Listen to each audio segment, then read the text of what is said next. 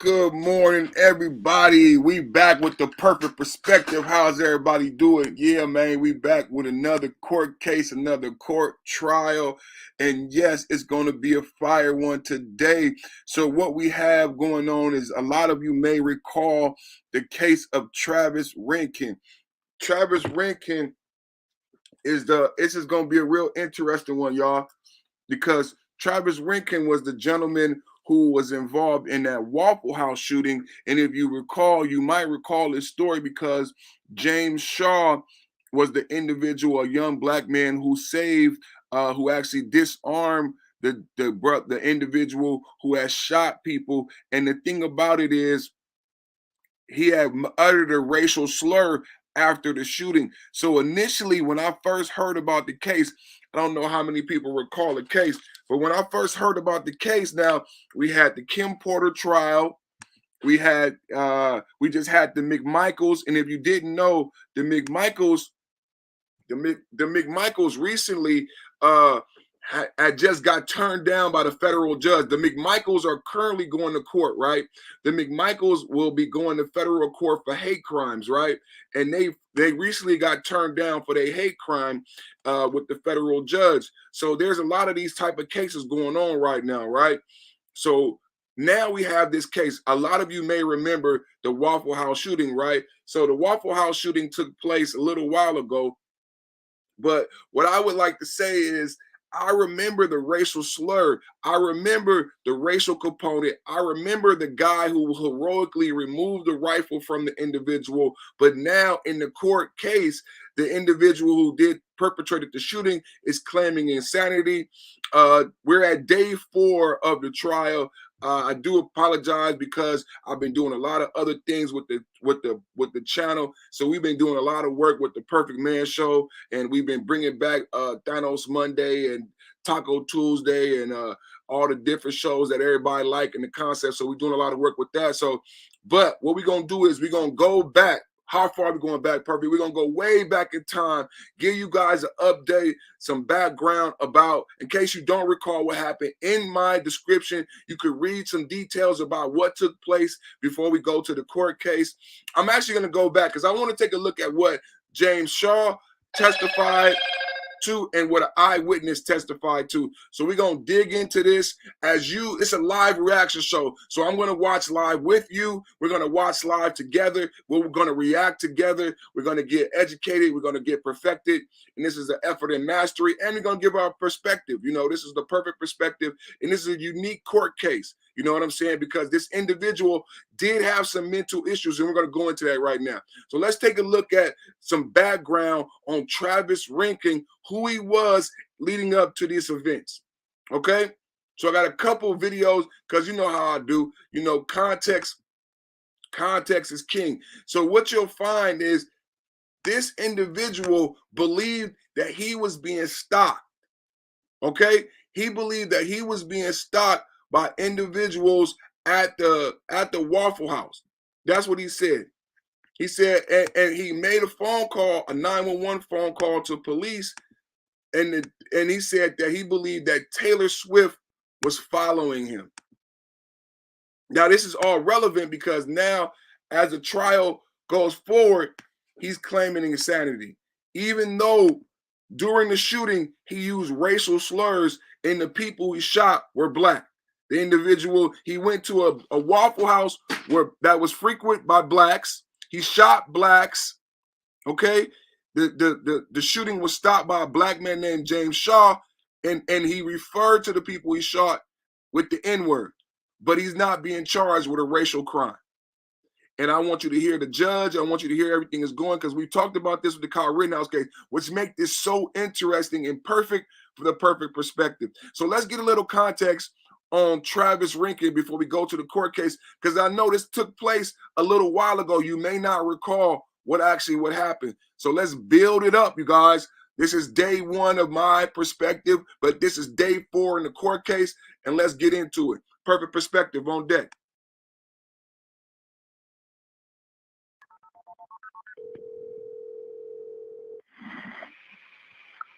911 emergency.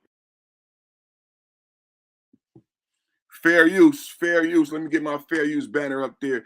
Fair use, FBI, fair use is always in effect and in play on this channel. Let's get into it, baby. Yeah, I need to report something, and every time I go to the sheriff's office, it's closed. Okay, what do you need to report? I have somebody stalking me around town, and I do not appreciate it. I want it to stop, and no one seems to take me seriously when I say that. Okay, and who is it that's stalking you? Taylor Swift. Okay, and what is your name? Travis Reinking. How do you spell your last name, Travis? Reinking. Okay, and where are you at right now? I'm at my home. Which is where? And it's on 5th Street in Salida. West 5th Street in Salida. Okay, what's your phone number?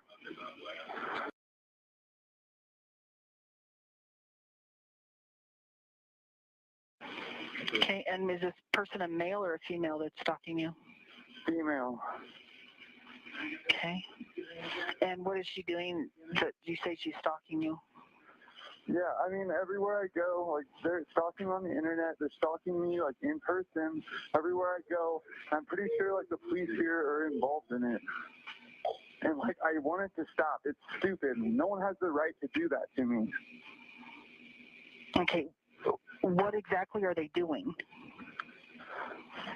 They're getting, like, they're doing some kind of, like, I don't know exactly how they're doing it, but somehow they're, like, getting on my Facebook, they're getting on my YouTube, they're getting on my Netflix, and they're changing the videos that I see as they pop up.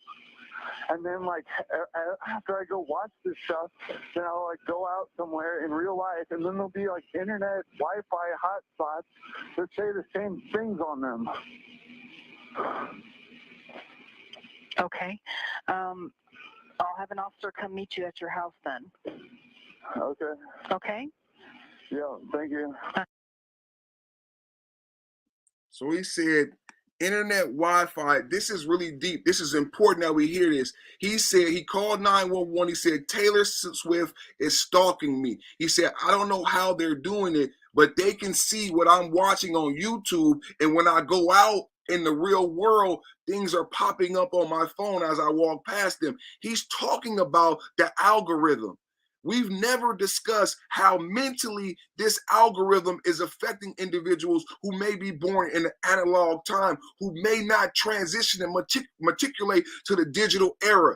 He's talking about the way cell phone algorithms are designed and how it's making him insane. How does the phone know what I've talked about? How does the phone know where I've shopped? How does the phone know what is in my email? And why does it know? Even when I'm no longer on YouTube, it still knows what I watched. He's explaining how the algorithm is driving him insane because he does not understand the predictive programming of the way these things work. And this is the gentleman who shot the individuals in the Waffle House. This is real. This is real. This is Travis Reinking. This is real. But I don't think we've ever talked about how this algorithm is affecting individuals in their 18, 19, 20-year-old if we haven't explained to them that the phone is listening to you, that the television is listening to you, that the algorithm is reading your emails and is sending you messages subconsciously. And it drove this young man. He is saying that he was driven insane by the algorithm and the predictive programming. What's up, Gerald?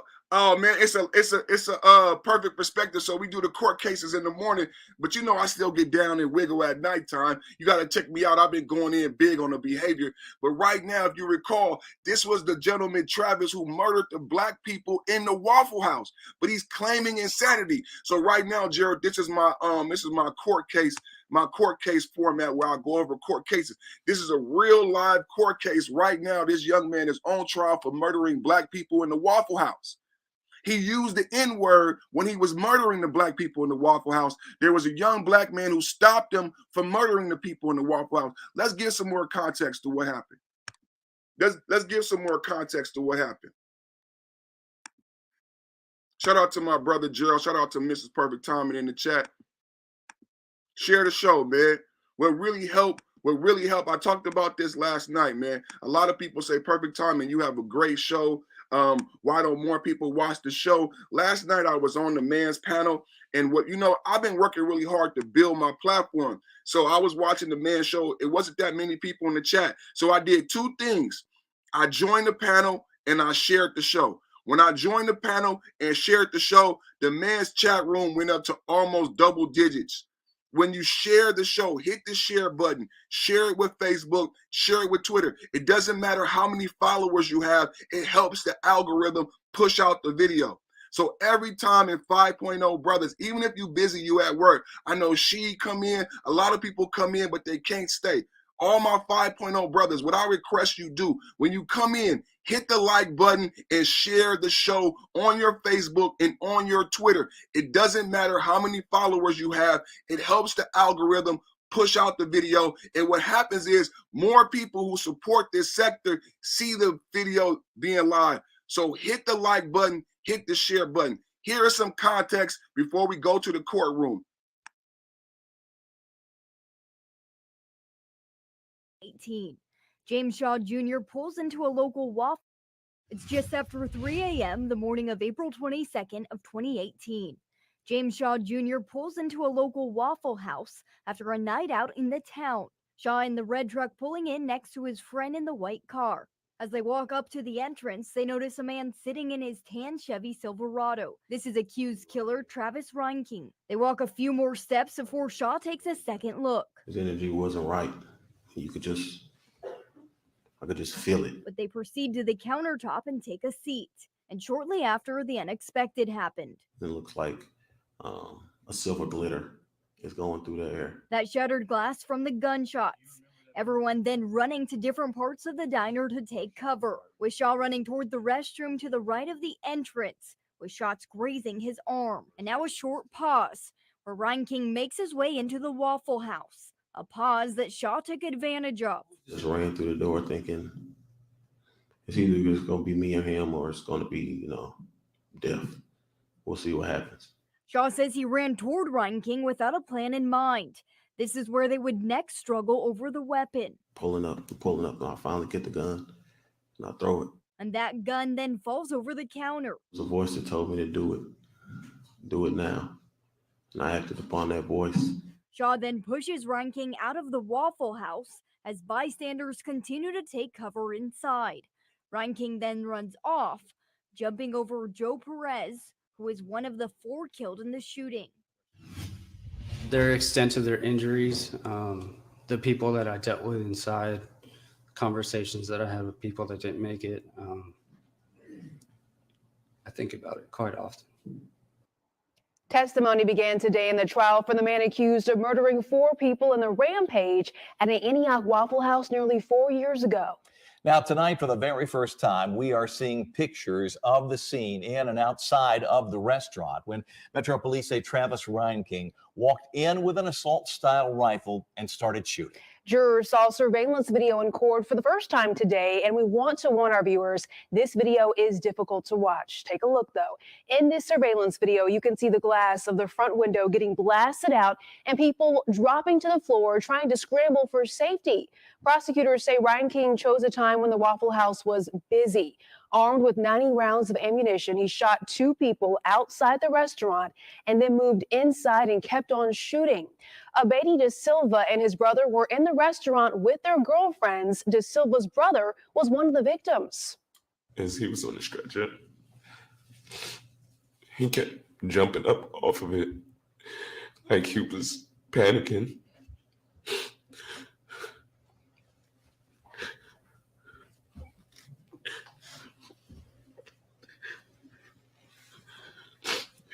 He was saying he couldn't breathe. He kept looking at me and telling me he couldn't breathe. Akilah Dasilva died a short time later at the hospital.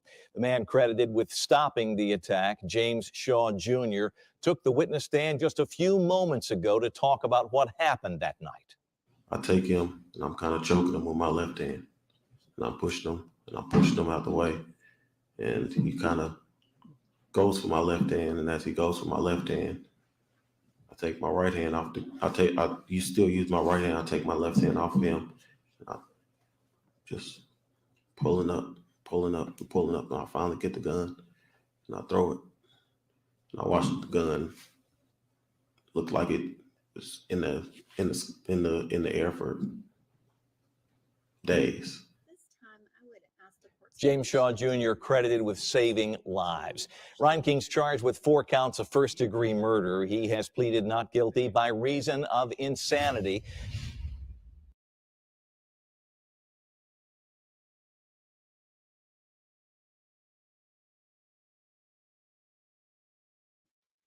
Not guilty by reason of insanity. Not guilty. So now everybody may recall what took place. So this was that Waffle House murder. We had that brave young brother save those individuals. I want to go to the testimony of that young brother because it's going to be very powerful that we understand what took place, what that happened that night. Because I have a question that I'm going to put in the chat because I want to know this young man who did this murder, he had some racial slurs. I understood that. My question I'm going to ask in the poll is, do you believe this shooting was racially motivated? Do you believe that he used the N-word, he shot blacks, he went to this Waffle House when it was crowded? I want to hear from the young man who saved these individuals. I want to pray for him. I want to pray for the families of the people who lost their lives. I pray for this brother. I pray for the souls of the people who lost their lives. Thank you for this courage, God. Thank you for blessing him with the courage and the confidence to stop this individual from murdering our brothers and sisters. Thank you so much for what happened there. It's very informative to us that the McMichaels are being charged in a federal hate crime, that Kim Porter didn't get charged for a hate crime, and now this person is being able to use the insanity defense. Insanity is a defense, you guys. Anybody listening? Insanity is a defense. Because he wants to get off for what he did. He wants less time. He doesn't want to be held accountable for shooting black people. He doesn't want to be held accountable for going into a Waffle House that blacks frequented. He doesn't want to be held accountable for using the N-word. He wants to say that he was temporarily insane. And our lives don't have, but that's the question I'm gonna ask in the chat. That's my perfect perspective. You get to have your opinion. You can put in the chat. I'm gonna put the poll out there. Let's listen to James. He saved lives that day. He was brave. He was courageous. Let's listen to his testimony.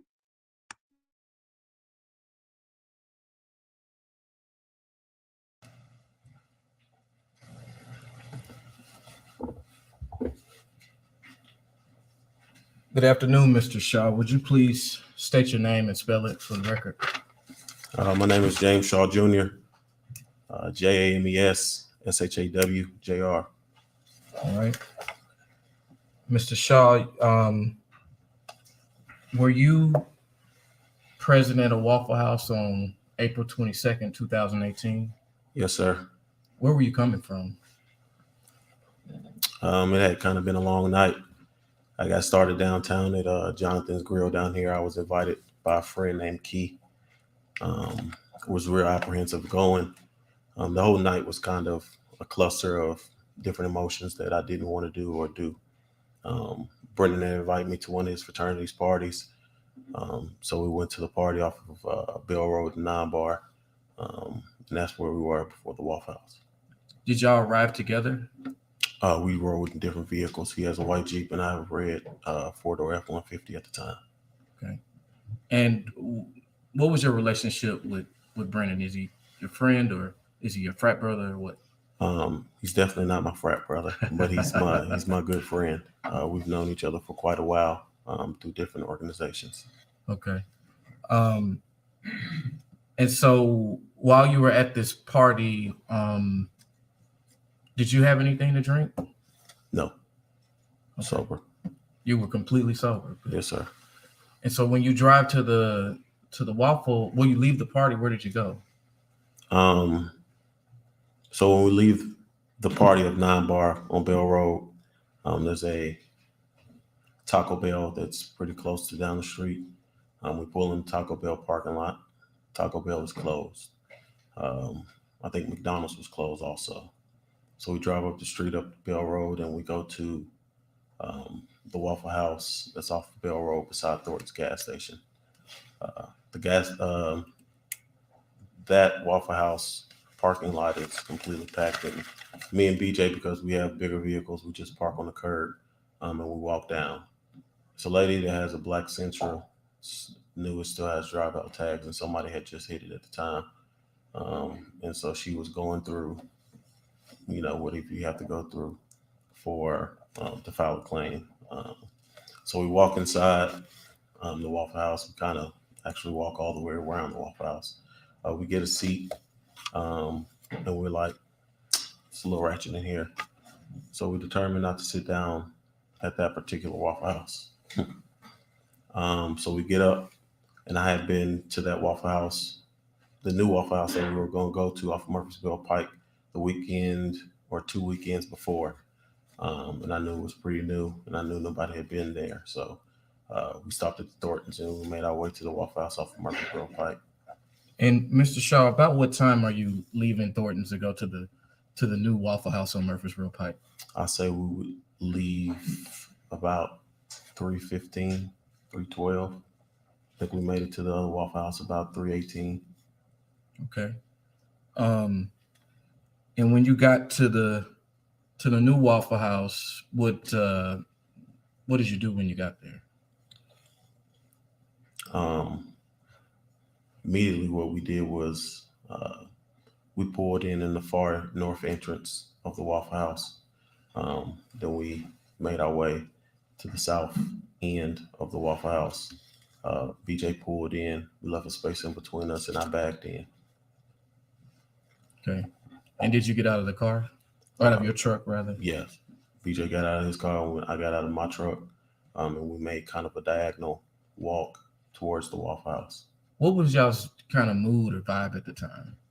I was honestly kind of annoyed because of what was going on with the party, and I actually didn't want to really be out.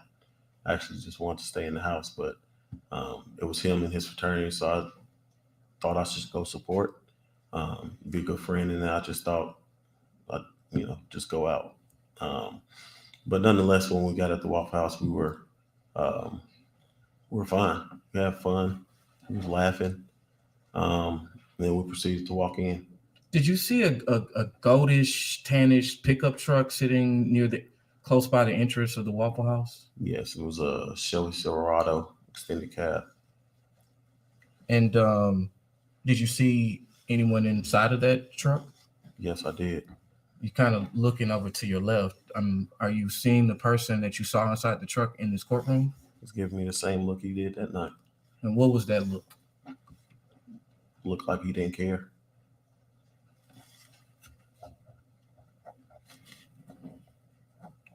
Did either of you say anything, mention that look, the way that he was looking? You or Mr. McMurray? So Brennan gave you the PG-13 version. Brennan said to me, "Look at this crazy motherfucker, gonna shoot up the place." When we walked in. And if you look at the video, I turn around and I look back at him, and he's still staring at us when we walking in because he was sizing us up. What did you do? Yo, this is deep, y'all. He's actually in the courtroom testifying with the gentleman that he was in a fight with his life with. He saw him before he attempted these murders. This is not a hate crime. I want to know, you guys, why is this not a hate crime? How is this not a hate crime? Him and his friend said, "Look at this motherfucker about to shoot up the Waffle House." He said he got the same look on his face that he has right now. Imagine being in the courtroom and needing to testify in the same place as the individual who murdered these individuals. He's right. He's like 10 feet away from them. It's deep, bro. And look at this guy. And he wants to plead insanity. This should be a murder. He should be going away and getting the death penalty. He's using insanity just like Zimmerman used stand your ground. Everybody listening, this is the perfect perspective. The perfect perspective is here to educate you. Father power. Insanity here, you guys, is a defense.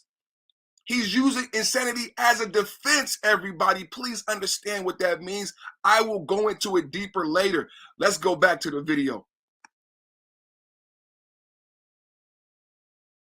What you got inside?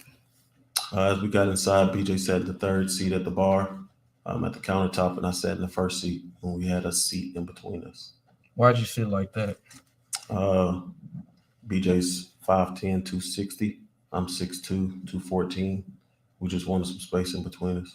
Just man code. Absolutely. Gotcha. And was there anything about sitting with your back to the windows that gave you any concern? Well, usually I don't ever sit with my back to the window. BJ sat down first, and then I had the first seat. There was two ladies beside us in the booth, and then it was a skip booth, then it was Trey and Mike Garth. I could see DeEbony's face, and then I could see Sharita's back of her head. As I glanced and looked around the whole place, I could see DeEbony, and like I said, I could see Mike Garth and everybody else, but I was thinking nothing was going to happen. Okay, so you're saying that to your right there were individuals sitting in those booths to the right of you? Yes, sir. Did you know them before April 22nd, 2018? No, sir. Okay. Where were Mike Garth, who you described, and Trey seated? They were seated across from each other in the booth, in the very back booth beside the bathroom entry door. Okay. And then Sharita and DeEbony? They were pretty much right beside us at the booth, right beside us. And I think it was a young lady, now who I know is Kayla Shaw, was sitting kind of close to BJ. Okay. And so because you say you didn't know her at the time, is she related to you? Not at all. Okay. And did you see any other individuals inside of the Waffle House? We heard Taurean Sanderlin. He said he's gonna go on his 15-minute smoke break. He'd be right back. And we saw, you see the shapes and sizes of people's, but at the time I didn't really know them. But I, like I said, looked around and checked my surroundings. Understood. As you were seated at the bar area waiting, I guess either to order or to eat, what is are you guys having any conversation? Are you so we're talking about the cook, and the cook is the other cook. After Taurean stepped out, the other cook is washing dishes, and as he's washing these dishes, we're just looking at him because he's stacking them up on the shelf, and he keeps stacking them and stacking them. And I guess they had to be at least 12 or 15 plates high, and we're like, those plates are gonna come down. They're gonna crash to the ground. So we have a small little joke about that. Mind you, my phone is on the countertop of the bar. No sooner do we start joking and laughing about that, you kind of hear a noise. I didn't really pay attention, and I kind of turn over my left hand shoulder, and you can see this figure kind of falling. Now that I know that's Joe Perez, and then the windows are shot out, and it looks like a silver glitter is going through the air. All in one turn, I made a step to my right towards Mike Garth and Trey Sneed, and went towards the bathroom area. Why did you go that way? The shots were coming over my left shoulder. Okay, so you were trying to get away from the gunshots. I want to survey and get away from the gunshots. And where did you go? Immediately, I just went to the right. When I fell, BJ picked me up, and he went into the bathroom before me. So that's how he got in there before me. I was actually going to step on the booth, the empty booth, and jump over and try to run out. But something told me, no, don't do that. And they were in the back, and we all went through the swivel door. And this is when I just stopped behind the door and looked through the eyelid glass window. And then he turned the gun towards me, and he let off a round. Okay.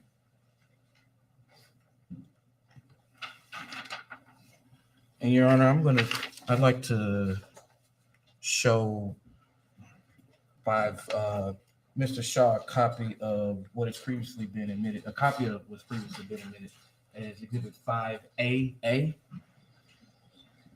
Oh yeah, yes. Sorry.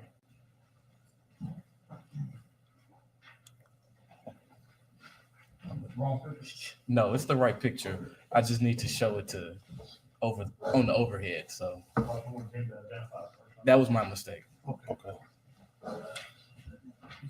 Yes. Now that you've seen that image though, what is Exhibit 5AA, is that the area where you were standing behind that door? Yes, sir. Okay. I'm gonna show it to you real quick.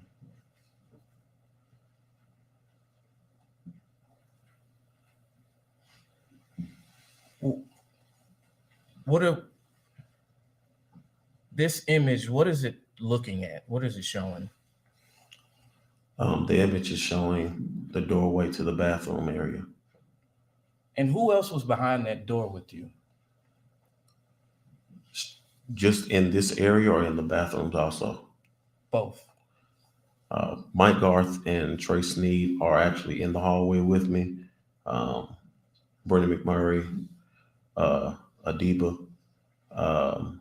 Alex, his girlfriend, Alexis, at the time. I didn't mean to mispronounce her name. They were in, I think, the closest bathroom to my left at the time. And I think it was Amaya Forrest was in the boys' bathroom, if I'm not mistaken. Okay. As you're hearing gunshots, are you standing or are you on the ground? I would be standing like here, and I'm looking through the window, but I'm also listening to the gun, and it's not a handgun. It's more rapid fires. It's not pow, pow, pow. It's And so how could you tell that wasn't a handgun then? It was a lot more deafening than what a handgun is. And it was, like I said, it was more rapid fire than it was finger pulled trigger one at a time. So as you were standing behind the door, what were Mike Garth and Trey Sneed doing? Not sure they were behind me. They were, I'm assuming, taking cover. Did you ever hear any gunshots come through the door into your space? Yes. Describe that. It was more of a whistle. And come to find out, it struck me later in my arm. It just was a graze, but I didn't know that until I was completely outside. And one of the cops and BJ had brought me up a chair, and they were like, "Are you okay? Look at your arm." Actually didn't know it at the time. And did you suffer any injuries to your arm? I mean, I still have the gunshot wound, the keloided. I have a scrape on my elbow. I have a scrape on my knee, a couple scratches on my face from when we had an altercation and struggle over the gun. Nothing cocoa butter couldn't fix. Understood.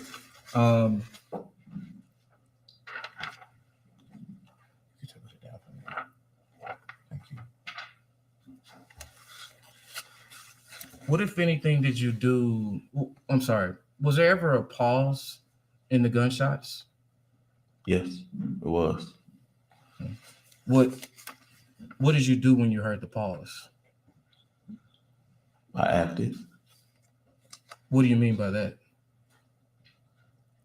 There was a voice that told me to do it. Do it now. And I acted upon that voice because I didn't see any other way. That's why I didn't go in the bathroom, because I told myself that's like shooting fish in a barrel, literally. So I wanted to stay outside that door, try to keep eye on him and just try to find my moment, just try to find my opportunity. And it presented itself. And what did you do when you found your moment? I ran through the door as fast as I could. In such a short corridor, there's really only 2 steps that I took behind the door. And I just ran through the door thinking it's either just going to be me or him, or it's going to be, death. We'll see what happens. What did you hit the door with? My left shoulder, my whole body, everything that I could to put through the door, to put into him. Did you see Mr. Reinking point the gun down before you rushed the door? Absolutely. And what did you think he was doing? Reloading, put another magazine in. Once you rushed the door, what happened? So I had to think while we were literally fighting. I had to think of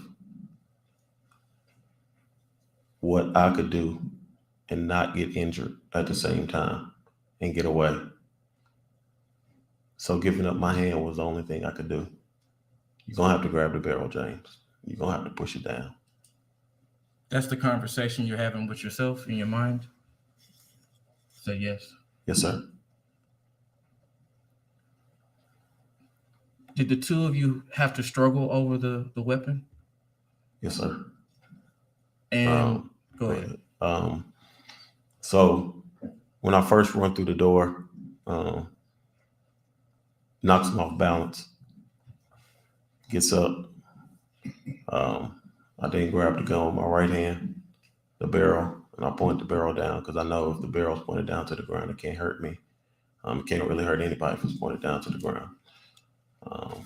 And so I take him and I'm kind of choking him with my left hand, and I pushed him out the way, and he kind of goes for my left hand. And as he goes for my left hand, I take my right hand off. You still use my right hand. I take my left hand off of him. And I just pulling up. And I finally get the gun and I throw it. And I watch the gun look like it was in the air for days. And I just watched it glide, and it finally went over the bar. And then I wanted to get to safety, and he was in the way. So I moved him out the way. And when you say you moved him out of the way, where did you move him? I moved him out of the way. I moved him out of my way. My way to safety was outside. He was standing in front of it. So at that point, I didn't care if it was Shaq or anybody. He was in my way. Get out my way. So I pushed him out my way. I manhandled him out my way. I overpowered him out my way. What did he do once he got outside? He then moved. We made kind of a V shape because he walked on the further side of in between me and BJ's car, and he kind of trotted away. When I came out, I was running, and I made a right turn, and I went around the south end of the building, and I made a turn, and I slipped and fell. That's when I scratched my knee. And I'm still watching him because I thought he was behind me, following me, but he went towards, I think it's Pinhook. He went down Murfreesboro Pike, and Pinhook is to the left, and I think it's Summit. And he just went down Murfreesboro Pike. So after a little while, I made sure he was gone. I kind of looked, he was gone. Jumped in my truck. On my truck at that time, I could have just typed in a pin code and get my truck, and I kind of took off and stopped and realized I needed to get BJ. So I stopped, I opened my door, and I'm screaming, BJ, BJ, BJ, BJ. He doesn't come, but I'm still kind of I don't know where he is. So I take off, and then I say, I need to call 911. Well, my phone's face down on the countertop, and I'm checking, and I don't have anything to call. So I stop an Uber driver, and I stop this girl, and I tell him to call the police. I was in the easeway / intersection of Parkersboro Pike and the Waffle House. They stop and call. I turn my truck around, and my truck is pointing with the nose towards Waffle House. And then I take it upon myself because I'm BJ's son and daughter. I'm their godfather. So I just have to. I got to go find him. Mr. Shaw, I want to stop you. I want to stop you there. I want to go back to the struggle that you had with the defendant while you're inside the Waffle House. Did you hear him saying anything? He was more so like inside the Waffle House. Inside. It might have been some curse words he might have let out. 100% was focused on getting the gun away from him. And once you got outside the Waffle House, did you hear him say anything to you? Yes. And what did he say? So some along the lines of, this nigger disarm me.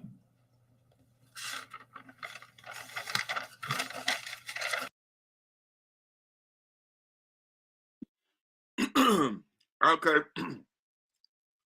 Just so everybody know, I was asking that question for a reason. Please vote in the poll. The reason I choose the cases that I choose is for a reason. My name is Perfect. This is the Perfect Timing Podcast. It's the Perfect Perspective, my courtroom case format. If you guys recall this case, if you recall the Waffle House shooting, now we have the McMichaels going to court for a racial hate crime for killing Ahmaud Arbery. This young man murdered all Black individuals at a Waffle House. I can't think that he could have went anywhere else. He knows that we frequent the Waffle House. And he uttered these racial slurs all throughout the shooting. But there is no racial component to the charges. In fact, they are allowing him to use insanity as a defense. So for those of you watching who think that I'm coming from a certain perspective, I'm not. I have a question and a concern for my country as a Black man and a Black American. So please vote in the poll. Let me know what you think. Let me know in the chat what you think. Was this racially motivated? Has Travis been charged equally? Is there equal justice in America? Should this be a hate crime? Why is there no hate crime? Why I don't hear any hate crime charges? If I'm wrong, someone correct me. This is why we're showing this case. My name is Perfect Timing. This is the Perfect Perspective. I'm going to bring you back to the video. Let's get into it. Fair use is always in effect. And just to let you know, we paused the video because the hero, James Shaw, just said that when he left the Waffle House, the murderer ushered a racial slur, the N-word. He said the N-word, disarm me. Now think about what was said.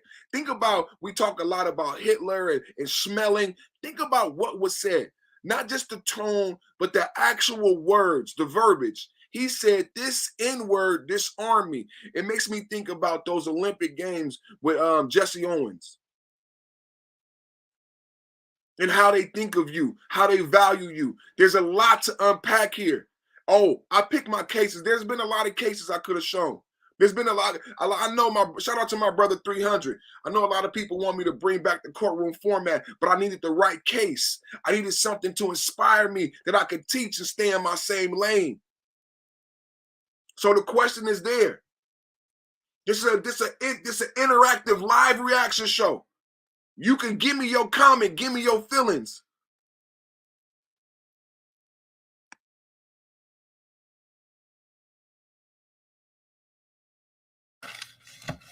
Now, Mr. Shaw, will you describe for us how you were able to disarm him.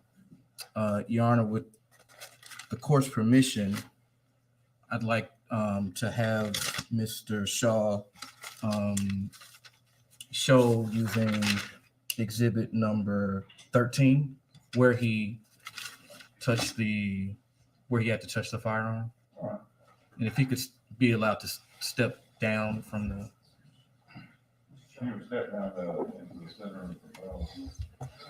And Mr. Shaw will need to put some gloves on before he touches the weapon. Bring around here. Set it up on portable probably.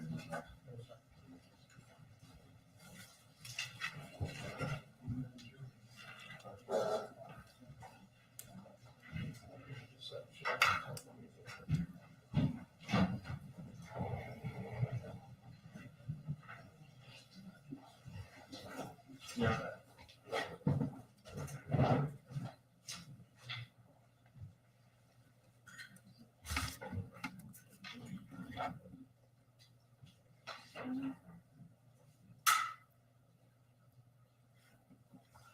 Yeah, we move to object to any sort of reenactment on the basis of 4 to 3.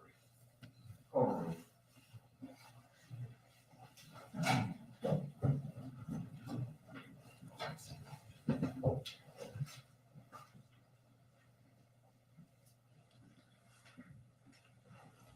So.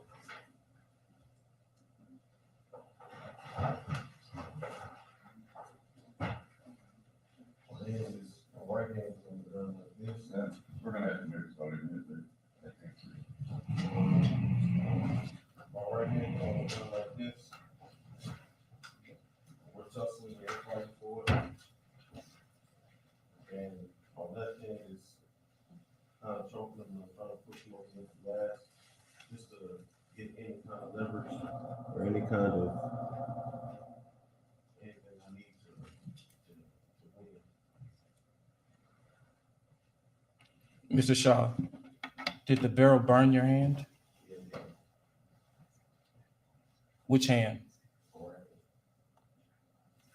You were saying you were trying to do anything you could to win to get the gun from him? Yeah, get the weapon from him. And about how long did it take you to win?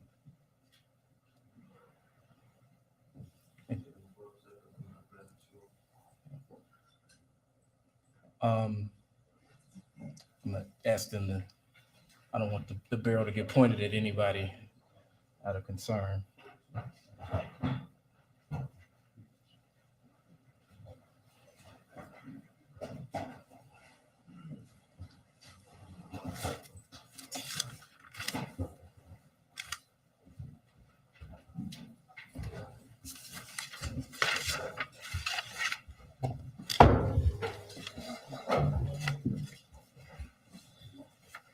I can.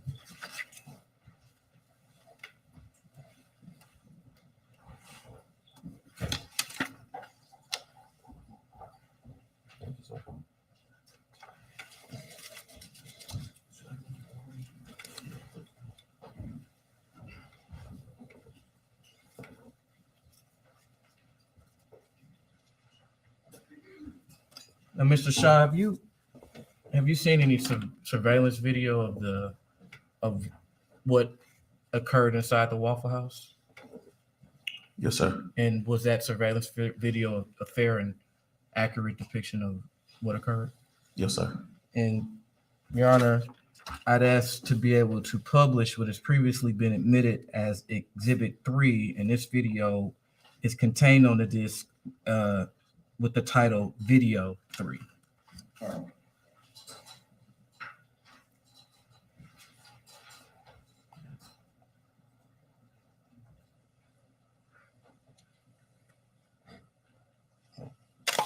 Sorry. I don't know how we got the wrong thing up. No. We do intend to admit that image eventually, so my apologies, just out of order. Okay.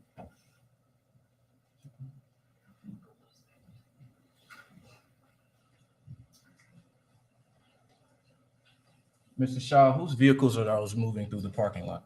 The white Jeep is Brendan McMurray's, and the red F-150 is my truck.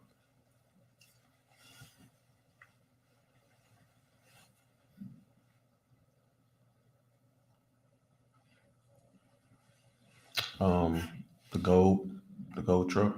Sure. The gold truck is Mr. Reinking's truck. Okay. And so what are the two of you doing now? You and Mr. McMurray? We're walking, like I said, at that angle to try to get into the Waffle House. BJ's wearing the white pants, brown shirt. I'm wearing all gray with brown boots.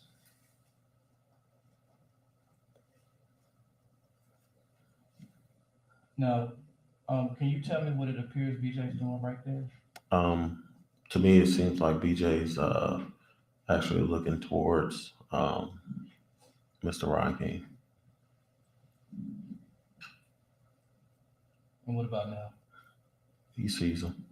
Okay. And what are you doing? Right now, I'm not looking at him right now.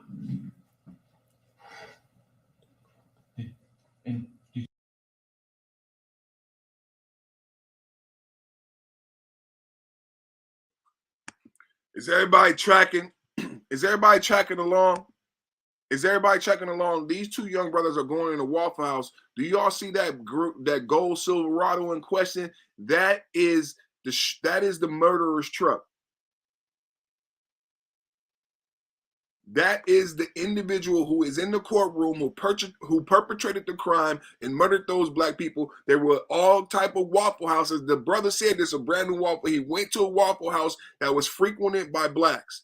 He's watching as people come and go. If he wanted to shoot a particular set of individuals, he picked the time like he was hunting of who he wanted to kill and when. As the young men enter into the establishment, they see Travis sitting in the truck and they say, look at this crazy person about to shoot up the Waffle House. It's important to understand that.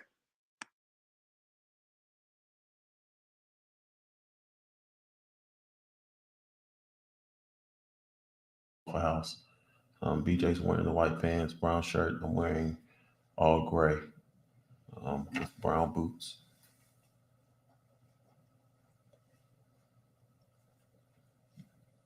Now, can you tell me what it appears BJ's doing right there?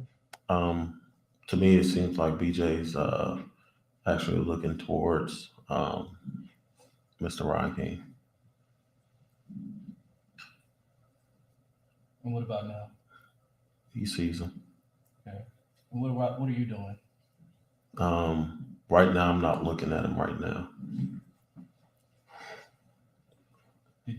Did you see whether or not you looked at him? Probably right there. Well, it's kind of choppy. But definitely right here. Right here, where I'm looking back. Took that step back. It was just his, you know how you go in somebody's house and the picture is not square? Yes. What do you mean by that? That's the kind of energy he was giving me. His energy wasn't right. I could just feel it. It was just, then when we entered, the reason I turned around like that, that's when BJ said what he said.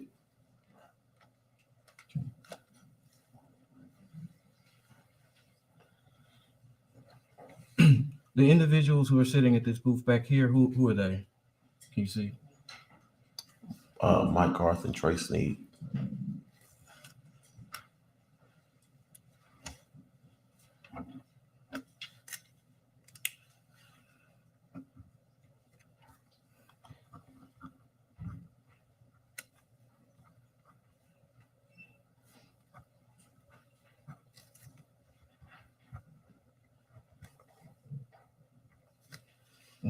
What is you and Mr. McMurray doing at this moment? I think we're both kind of texting right now on our phones. I think we started talking about a cook washing dishes. As you can see on the shelf back there, the dishes are quite high. We're just kind of, I think we're just now just looking at the menu.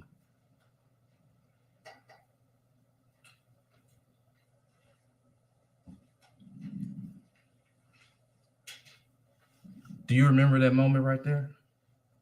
The first shot fired into the building? Yes. Yes. For me, that first moment was to take cover. Who is this individual now walking through the store? Travis Reinking.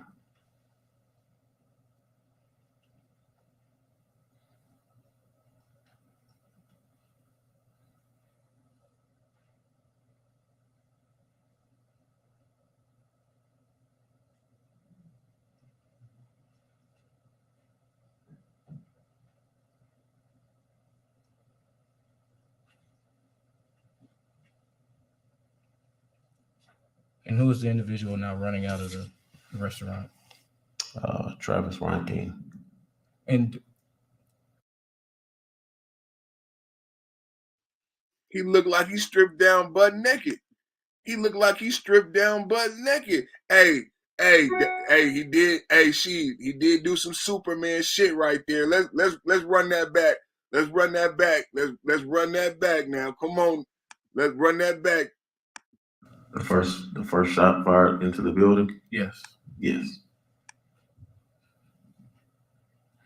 For me, that first moment was to take cover. Who is this individual now walking through the store? Travis Reinking.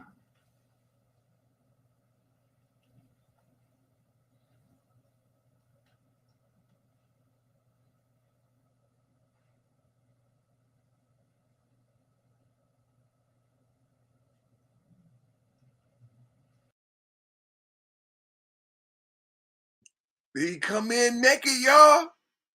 Did he come in naked with the coat and the gun? Hey, what's up, my brother? What you got on it, man? This is some crazy shit right here. Did he come in naked with the coat on and the gun? What's going on, man? What's up, bro? And then my boy came out the bathroom, man. He did do some superhero shit, man. He came out the bathroom. He didn't even know what he was coming up against. He got the gun out the way, and then he chased him outside, but then he did get up out of here. That's what you're supposed to do, though. What you got to add, my good brother? Yeah, I mean, it's evidence that this was a hate crime due to the fact that he could have easily went and shot anywhere else. You know, why was it this particular Waffle House? And then to the degree you yelling all these racial slurs, but you sitting out in the parking lot. You see who's going in the Waffle House. You know, it's not your people. You know, he don't even stay probably in the community. You know, let's look up his address. Let's see where his address is. You know, why are you over there in this area? Who do you frequent over in this area? I mean, to the degree we can say anybody goes to the Waffle House, and you might want to go to the new Waffle House and all this, but I mean, come on, let's put 2 and 2 together. If you're yelling racial slurs, 9 times out of 10, you're not going to be in the area where people who look like with the racial slurs. I mean, being honest, if we're gonna, you know, the Chinese hate. If you don't like Chinese, are you gonna go in little Vietnam or Chinese areas and buy Chinese food? You're not even gonna consider buying Chinese food. You know, so I mean, let's keep it a buck.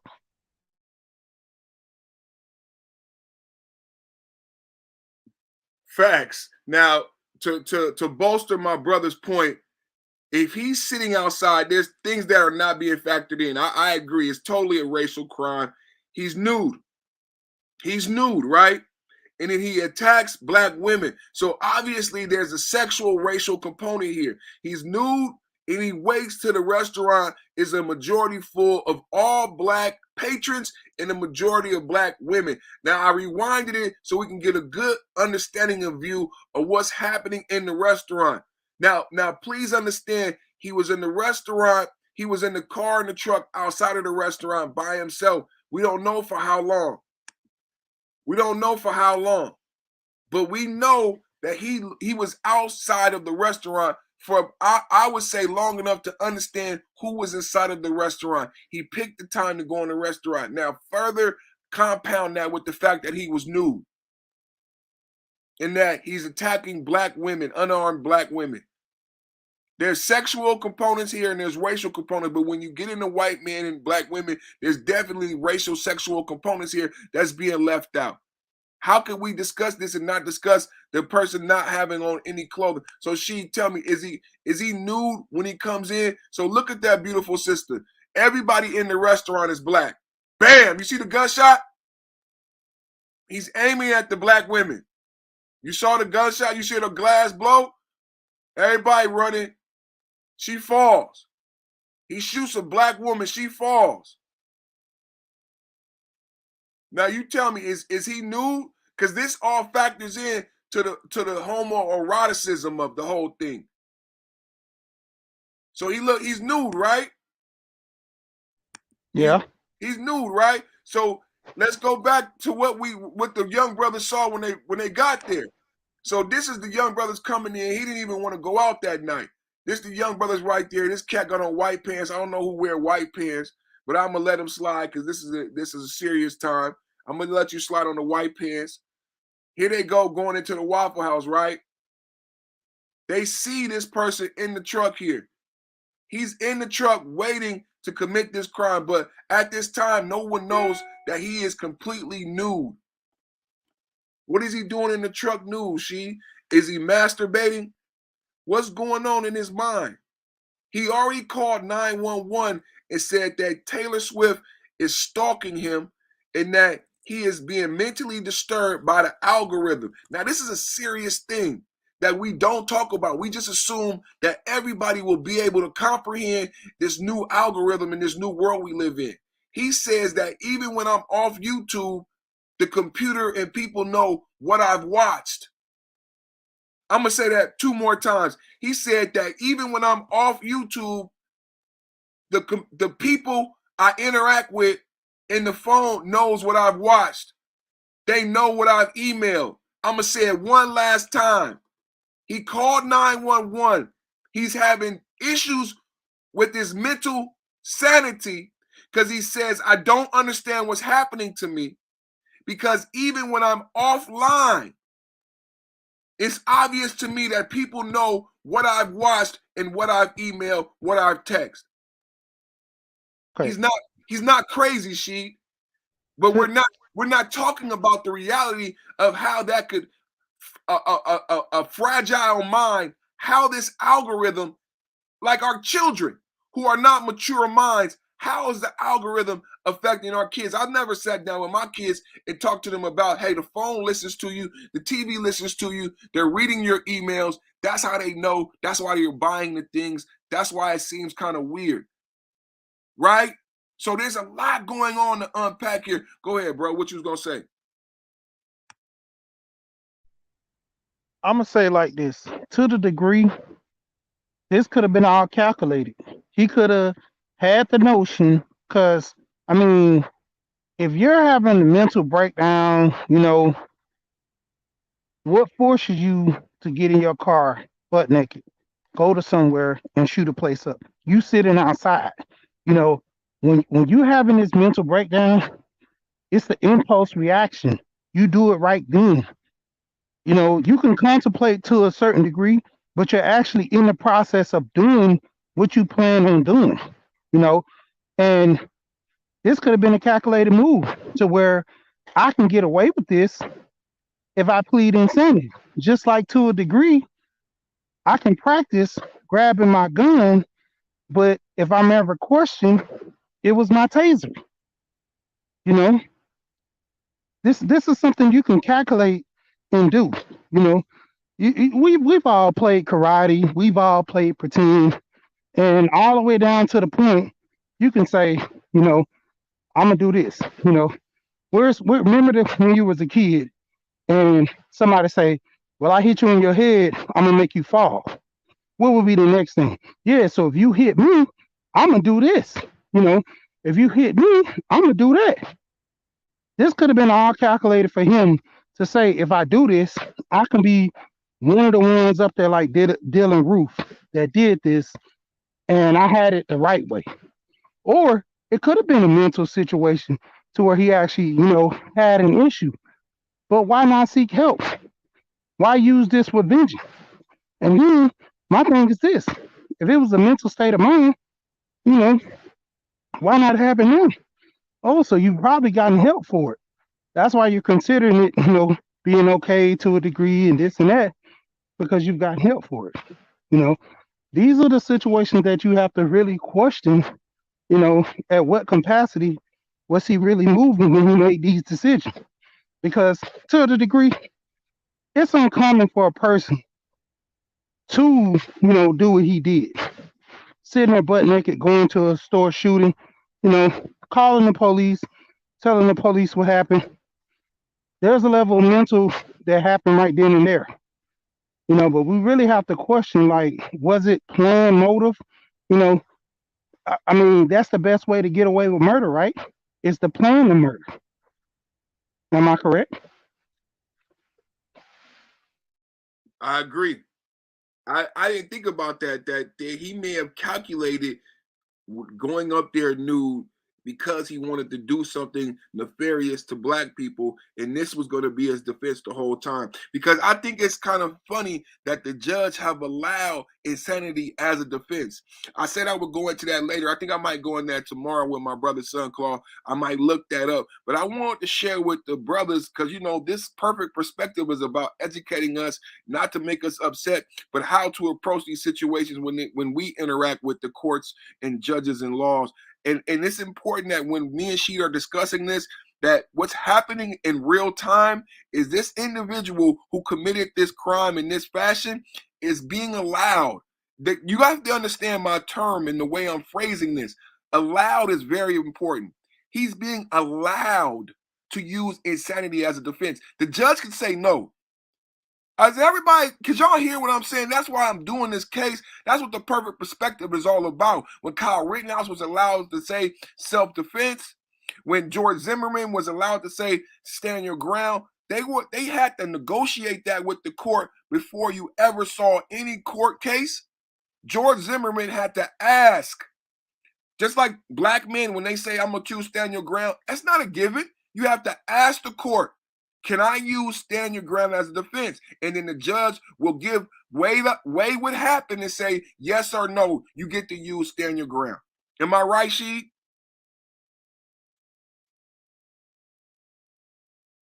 Yeah.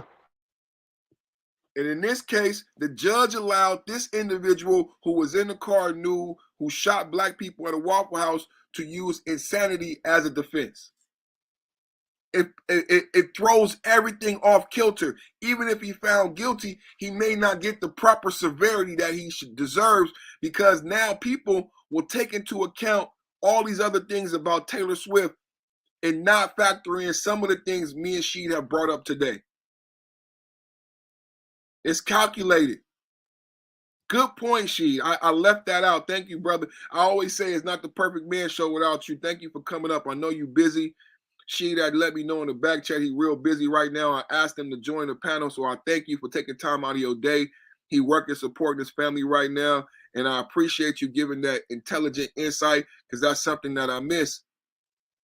And then you got to look at it for this. When using those type of, the insanity, the thing about using insanity, to a degree, they look at everything in account. If you look the part or you play the whole role, what was the name of that TV show? It wasn't Blacklist. It was a TV show about this guy who actually, remember Law Abiding Citizen with Jamie Foxx? I think it was called Law Abiding Citizen with Jamie Foxx. It was a movie. Yeah, it was a movie to where Jamie Foxx was a lawyer for his case, and this was his first case. The guy who Tom Cruise? No, it wasn't Tom Cruise. It was the guy who played in 300. The white boy, okay. Yeah, the dude who played in 300. Russell Crowe? Russell Crowe, yeah. And so the thing about it was his son was murdered, and Jamie Foxx was the lawyer that got the guy off. Or to a degree, he actually lost the case because, this was his first case. He didn't really know what he was doing. He was just trying to get himself out there as a lawyer. So he took on the case, not knowing what he was doing, and the murderer walked. And to the degree, the father was going back at everyone, and he was 10 steps ahead of everyone. He was murdering people from jail because he already calculated that he could do it. All he needed was a way to get in and out of the jail. I think he was an engineer. He needed certain alibis. He needed certain people to cover for him, and to the degree, everything was set, and what's the other movie? Prison, I think Prison Break. Remember that? Where the guy had the whole map of the prison system on his back? Everything was calculated. To the degree with this guy, he has calculated. He's looked at every movie, every lawsuit. Of course he's going to get an insanity case. You do everything a person does. You call with a stalking from a celebrity, a stalking issue with a celebrity, and one of the biggest ones at that, Taylor Swift, and then you go into the mind frame of going into a restaurant butt naked. Who does that? Who shoots someone butt naked? You've done everything to get this insanity charge. Yep. He laid it out. But the only issue was his main problem was using his real premise, using those racial slurs. See, now if they focus on the racial slurs and where he did the shooting, that's going to make the difference. Because he could have did the shooting anywhere. If he had an issue with the government and the way they was treating him and Taylor Swift, why he didn't do it in a predominantly white area? Taylor Swift was one of the people. He didn't say Kanye West. He said Taylor Swift. The issue about the government. Black people don't run the government. So what's the issue? Yeah. Law-abiding citizen. Yep. That's the movement. And, to the degree, when you really look at that, you start really hammering down what was his real motive. You're using racial slurs. You're saying the N-word, knock me over and disarm me. You had some level of sense to say a black man disarmed you. You were specific in saying a black man disarmed you. You didn't say the guy disarmed me. You said specifically who disarmed you. It was a black man. Good point. He was precise about everything that he said towards anything racial. He was precise on picking an area. We know it was calculated because he was in the car waiting. I said it was a hunting. I said he hunted them. He hunted these individuals. He was in a hunting truck. He probably hunts on the weekend. He's stalking and hunting. He's waiting outside. He's waiting for, what's my name? Perfect timing. Right? We call it a kill shot. He's waiting. That's what's so eerie about this. Why he should not have been allowed to use insanity as a defense. Insanity has to speak to some spontaneity. He's waiting for the most opportune time. And she has said he's done some calculated things that speaks to his mental ability. He's not insane. That's the reason why that's why he got the insanity charge. He did everything. That's like if I was to do a business, I'm going to do everything in order to keep that business afloat or have that business. I got to research. I got to do it. That's what he actually did. So I applaud the judge for giving him the insanity charge. He went to a restaurant butt naked. He shot up at a group of people. He called the police and said about Taylor Swift. He did everything what an insane person would do, but he couldn't keep his racial tendencies to himself to where he wasn't using those slurs. See, that makes the big difference. In the mind of insanity, you go all the way full blast. You can't say I was only racial a little bit. See, now if he would have went Django racial, then that would have proved the point. Because, you have no bounds. You're out of your element. You say whatever you want, do whatever you want. See, that was the thing. He wasn't calculated on that. Everything was calculated to the T, how he was going to perceive, how many people he needed to shoot, and everything, uploading, using the clips and everything. He calculated all that. Everything was to his liking. But the only big problem he had was, to the degree of using those racial slurs. And see, that little thing, if they don't home in on that, that's what's going to actually throw the case. If they're not homing in, why did he pick other places? What was his choice for that building? What was the distance to the drive? To the degree with Google. And a lot of people don't know this. You can use your Google account. As long as you have your locator on, Google will track every place you've driven to within that day. So all they would have to do is just literally go in this Google account, pull up his route, and configure everything that he did. Now, to the degree if he went to multiple places and then went there, I mean, we have to come up with some assumptions. But like I said, to the degree, it all boils down on how he moved. That's the key thing, how he moved in this situation. He did everything right to get the insanity charge. Look at Darian, the dude that was in South Carolina that did the shooting. How he ran in the church. He was precise. He went to a black church. So he couldn't get the insanity charge unless he was, yelling devil this and devil that. That could have been questioning to give him the insanity charge. But he was calculated on what he was doing. Dylan was calculated on what he was doing.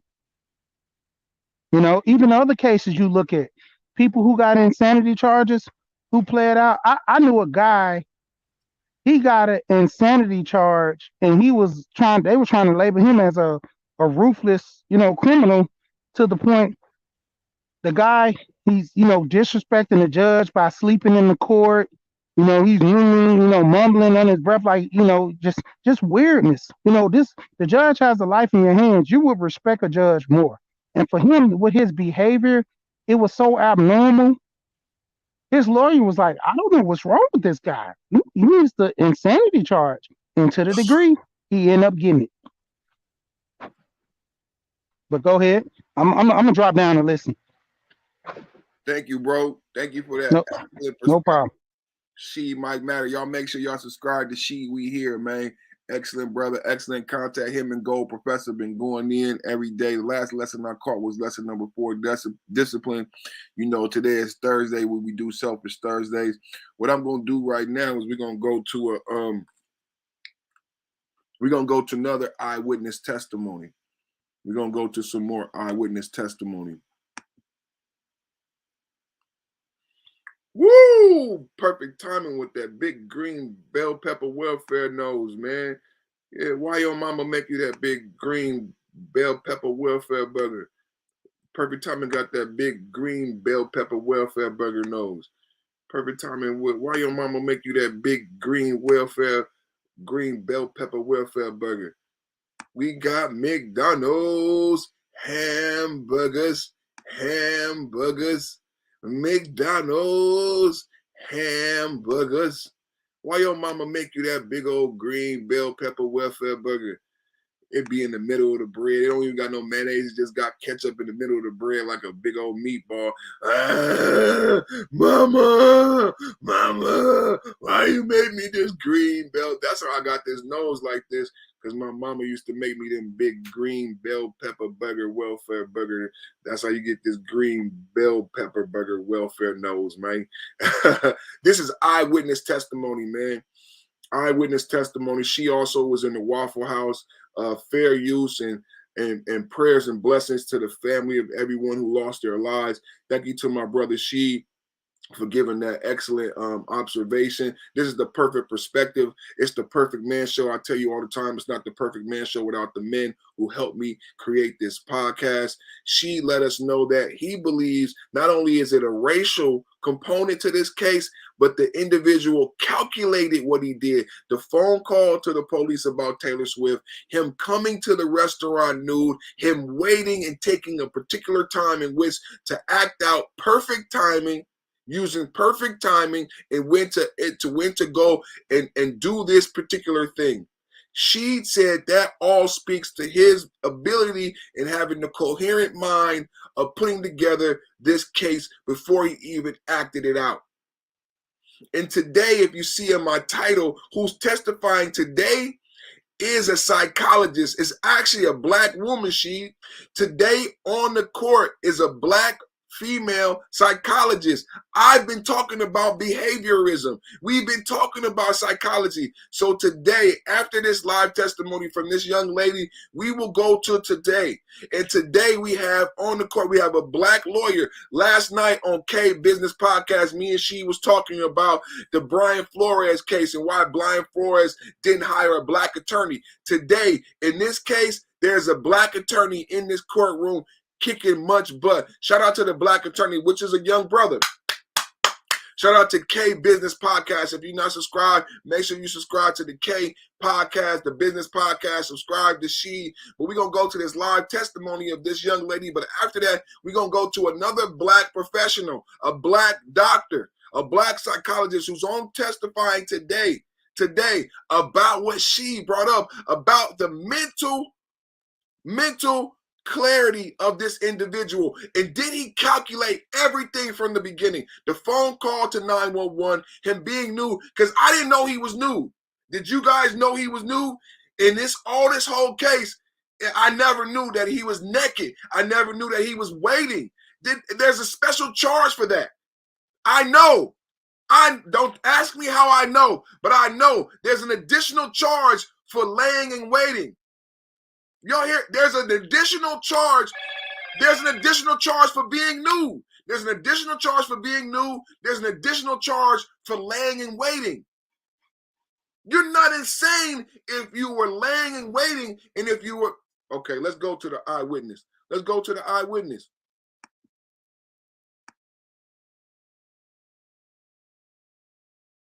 Their food.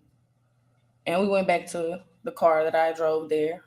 I bagged it up in the second row of parking spaces, and we waited.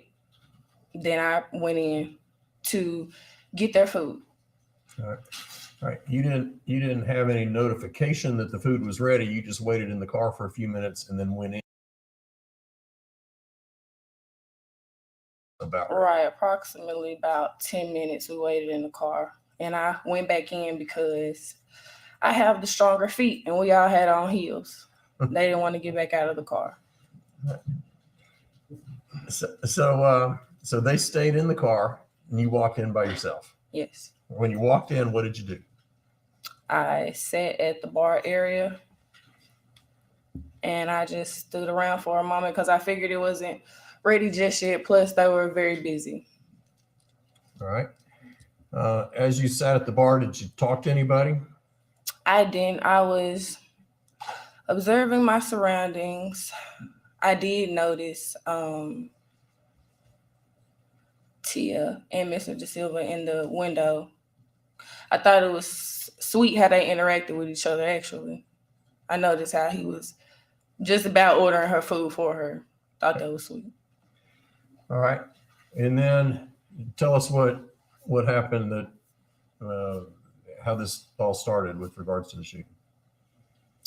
Well, like I said, I was standing there, sitting and standing, a bit of both, at the time, waiting for their food. And all of a sudden, and I do mean sudden, there was a loud pop over my left shoulder. There was I felt something on my face. I didn't know at the time it was debris, it was glass.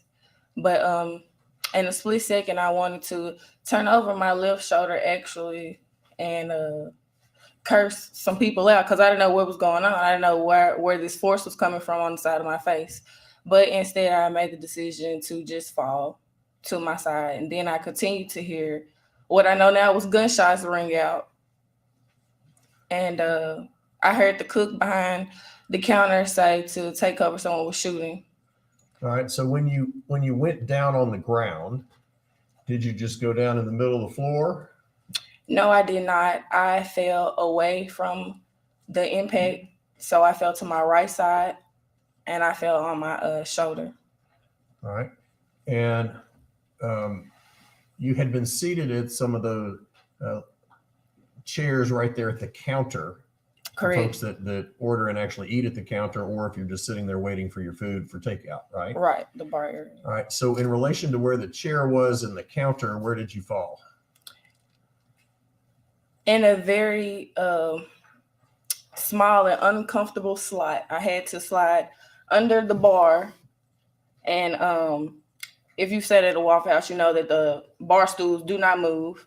So I had to slide around the chair cushion and in between the bar area. So I actually hit quite a bit of things on the way down, but yeah, I fell in that area. All right. So you did not fall into the area where people walk. You were between the stools and the solid partition that was what the counter sits on. Correct. But then under the counter as well. Right. All right. All right. When you heard those other shots, what did you do? I made a decision to lie still and breathless.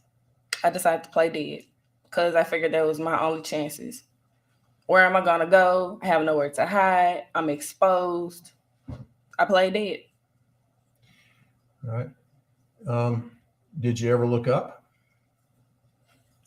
Unfortunately, a moment I did glance up. I seen Mr. Reinking's puny scrotum in that moment because unfortunately he was unclothed, just a jacket. But you could not see his face at that point. No. Right.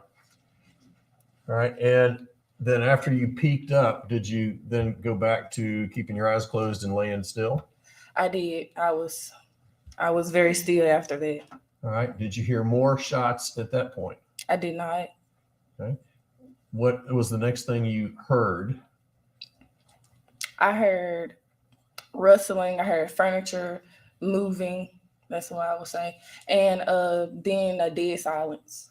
Okay. Still. All right. When you heard the wrestling, you had your eyes closed. Is that correct? I did. So that's why you didn't see what was happening when the fight was going on. Correct. I did not. All right. All right. How long did you lay there still, to the best of your recollection? It had to be about, 45, 30 seconds. All right. At some point you got up. Why did you get up? I got up because I heard people moving. I heard people behind the counter moving, and I thought I had to take my chance to take cover. I did not know where the shooter was at the time. All right. So when you got up, what did you do? I got up and I ran around the counter to where the workers work. And as I was running around the counter, I unfortunately slipped in Mr. Dasilva's blood. Right where I fell is where Shanita was sitting, and I was face to face with her dismembered leg. All right. Could you tell that her leg was dismembered at that point? Most definitely.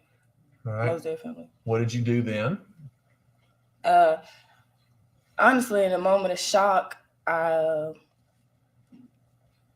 ran to my faith. I prayed over Shanita's leg, and I tried to save myself, and I got out of there. All right. When you ran out of the Waffle House, did you see Mr. Reinking at that point? While I was running out of the Waffle House, no. Right. And were you able to see James Shaw at that point? No. All right. Now you're Kayla Shaw. He's James Shaw. Are y'all any relation at all? None at all. But now he is my honorary cousin. Okay, good. But you did not know him that night, did you? All not at all. All right. When you ran out, you didn't see Mr. Reinking or Mr. Shaw. Where did you go when you ran outside? I went directly to the Nissan Sentra I had, bagged into the second row. I got into the driver's seat, and I drove off. Okay. And were Chelsea Owens and Alexis Peebles, were they in the car still? They were. All right. Where did you go when you drove off? I went down the street, so that was headed towards the Thorns gas station that was right there. I made a right, and I went down that road, and ended up stopping at a Shell station. That's where the dispatcher instructed us to stop and wait for a police officer. Okay. Who was on the phone with 911? At the time, both Chelsea and Alexis were on the phone with two different dispatchers. All right. Did you wait there until the police came? We did. As you were driving between the Waffle House and the gas station where you stopped, did you see anybody along the side of the road? Yes, actually, I seen Mr. Reinking running. All right. How crowded was the road between the Waffle House and the gas station? Not very. Like it. As y'all know, it was like 4 o'clock in the morning. Very minimal cars, probably like 3 max. Okay. All right. What injuries did you sustain?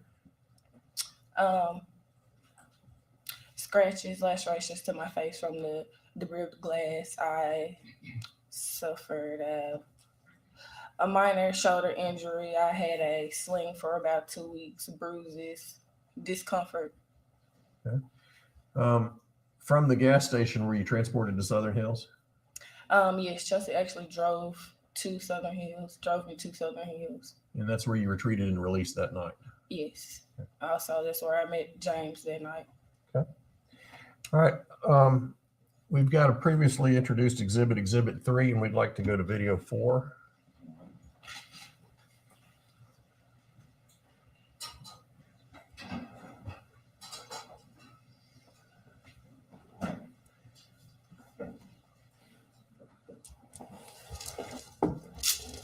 All right, Ms. Shaw, do you see? Oh, it's not up yet. Okay. Do you see your car in this picture before we even start the video? Yes, I do. If you would just kind of touch the screen where your car is, right there. Okay. All right, I think we can take that. Come here. Okay, great. And we're going to go ahead and start this video. And if you could just narrate it for us and explain where you are and what you're doing.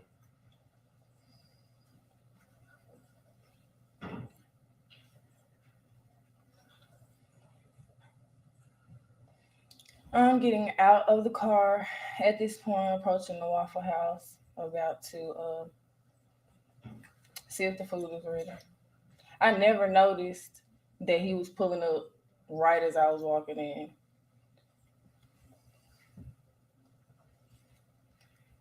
I'm going into the Waffle House, standing around waiting on service. Well, not actually waiting on service because, like I said, we had already ordered, but giving them time because they were busy.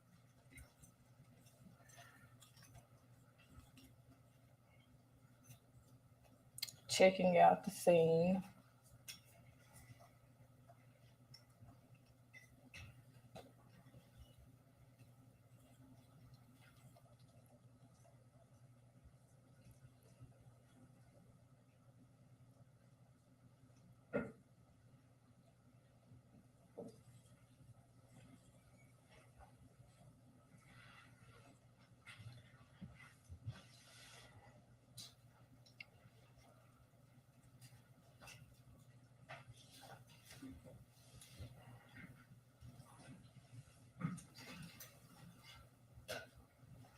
As I said, they were busy, so I was just standing around, giving them time.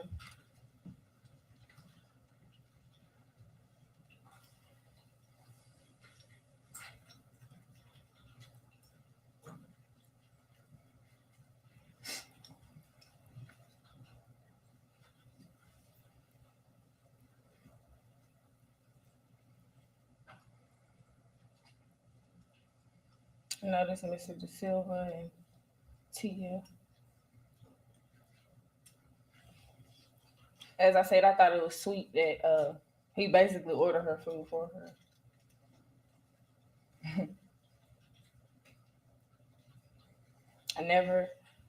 noticed BJ and James because, you know, I didn't know he was about to save my life, so whatever.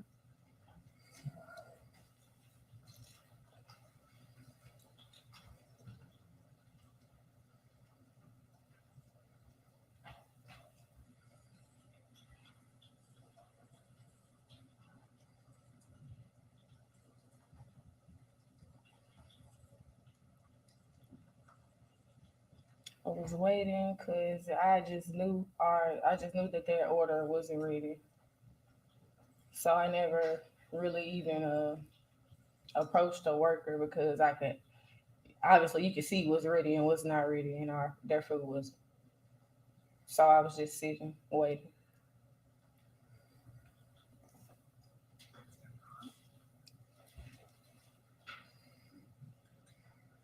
A little impatient, actually. Especially for someone who didn't even want to be at the Waffle House. I don't eat Waffle House at the record show, never did.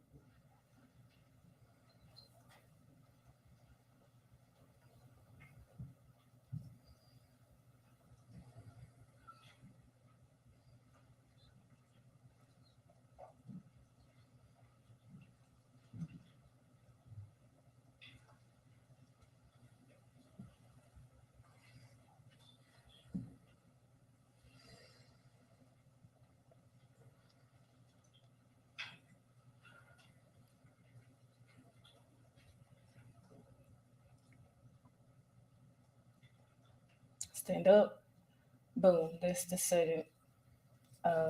Yeah. Like I said, I fell. There was a slight moment where I had to decide if I was going to turn around and explode at an angle or I was going to fall. Happy I decided to fall. I'm hiding, breathless at this moment.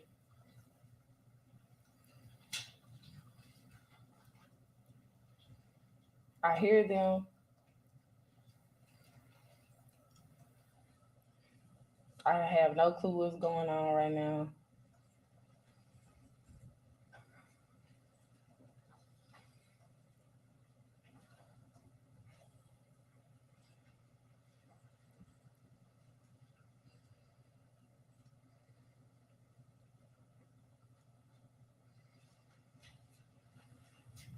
I'm waiting. Because like I said, I don't know what's going on. My eyes are closed.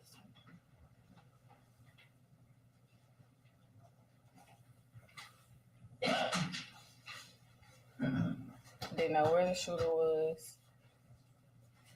The best thing to do was just continue to be still like I had been.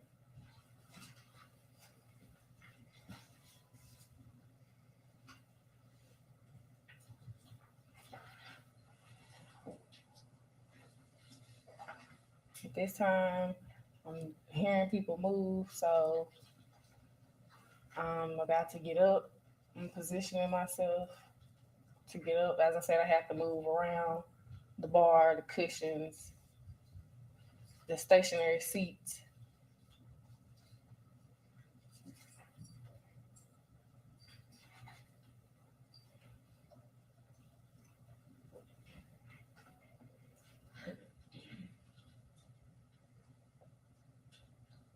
I'm getting up, about to run around the bar frantically. I slip and I fall, and Mr. Dasilva's blood. And what did you slip on? Mr. Dasilva's blood. I was running at my heels, so it was slippery. I fell, like I said. And in this moment, I'm breathing, I'm thinking, I'm afraid, I'm seeing his blood. I'm trying to assess myself for any damages, and I'm seeing to his leg.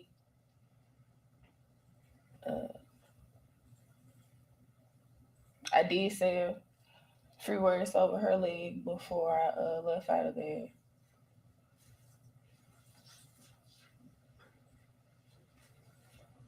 And like I said as well, I was assessing myself because now I have blood all over me. So I didn't know if I was hit, my adrenaline was rushing. I just knew I had to go. And I got up and I honestly, I I lost it for a second.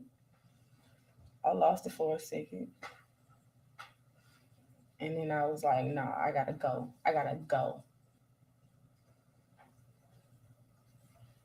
4 flat out the door in heels.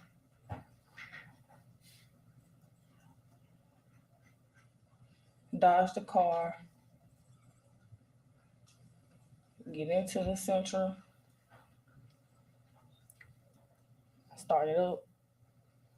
I get out of it. I go around the curve entrance. And I proceed down the street. All right. You said that you had injuries from glass. Mm-hmm. Where were the injuries from the glass? The injuries from the glass were on my face. Like I said, it was just minor little scratches and lacerations. That was physical. The mental damage is forever. And with regards to the glass, was there a point where you or someone else was pulling glass actually out of your face? Yes, there was actually a small piece lodged in my face. Yeah. Right.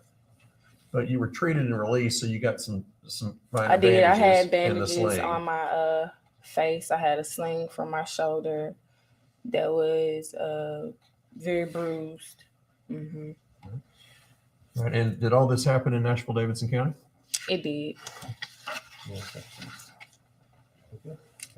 All right. Those are my questions. Good morning, Ms. Shaw. Good morning. I just got a few questions for you. Yes. And my questions will pick up. We just saw in the video where you had gotten back in the vehicle and y'all drove off the parking lot onto Murfreesboro Road. Correct. Okay, you recall it. So that evening, you said you drove onto Murfreesboro Road and then you basically got away from there. And then at some point you were interviewed by a detective. Do you recall that morning? Yes. And does the name Detective Summerall ring a bell to you at all? No, not at all. Okay, but you recall talking to a detective Right. about what happened. And do you recall telling that detective that day that after y'all got in the car and you got on Murfreesboro Road and you were driving down the road, that you actually saw Mr. Reinking, who was nude at that point in time? I did. Okay. And do you recall telling Officer Summerall that Mr. Reinking was actually walking on the shoulder of the road without any clothes? Do you recall telling him that? I might have said walking, but yes. Okay. All righty. Thank you. No regret. Thank you, Ms. Shaw. You can step back.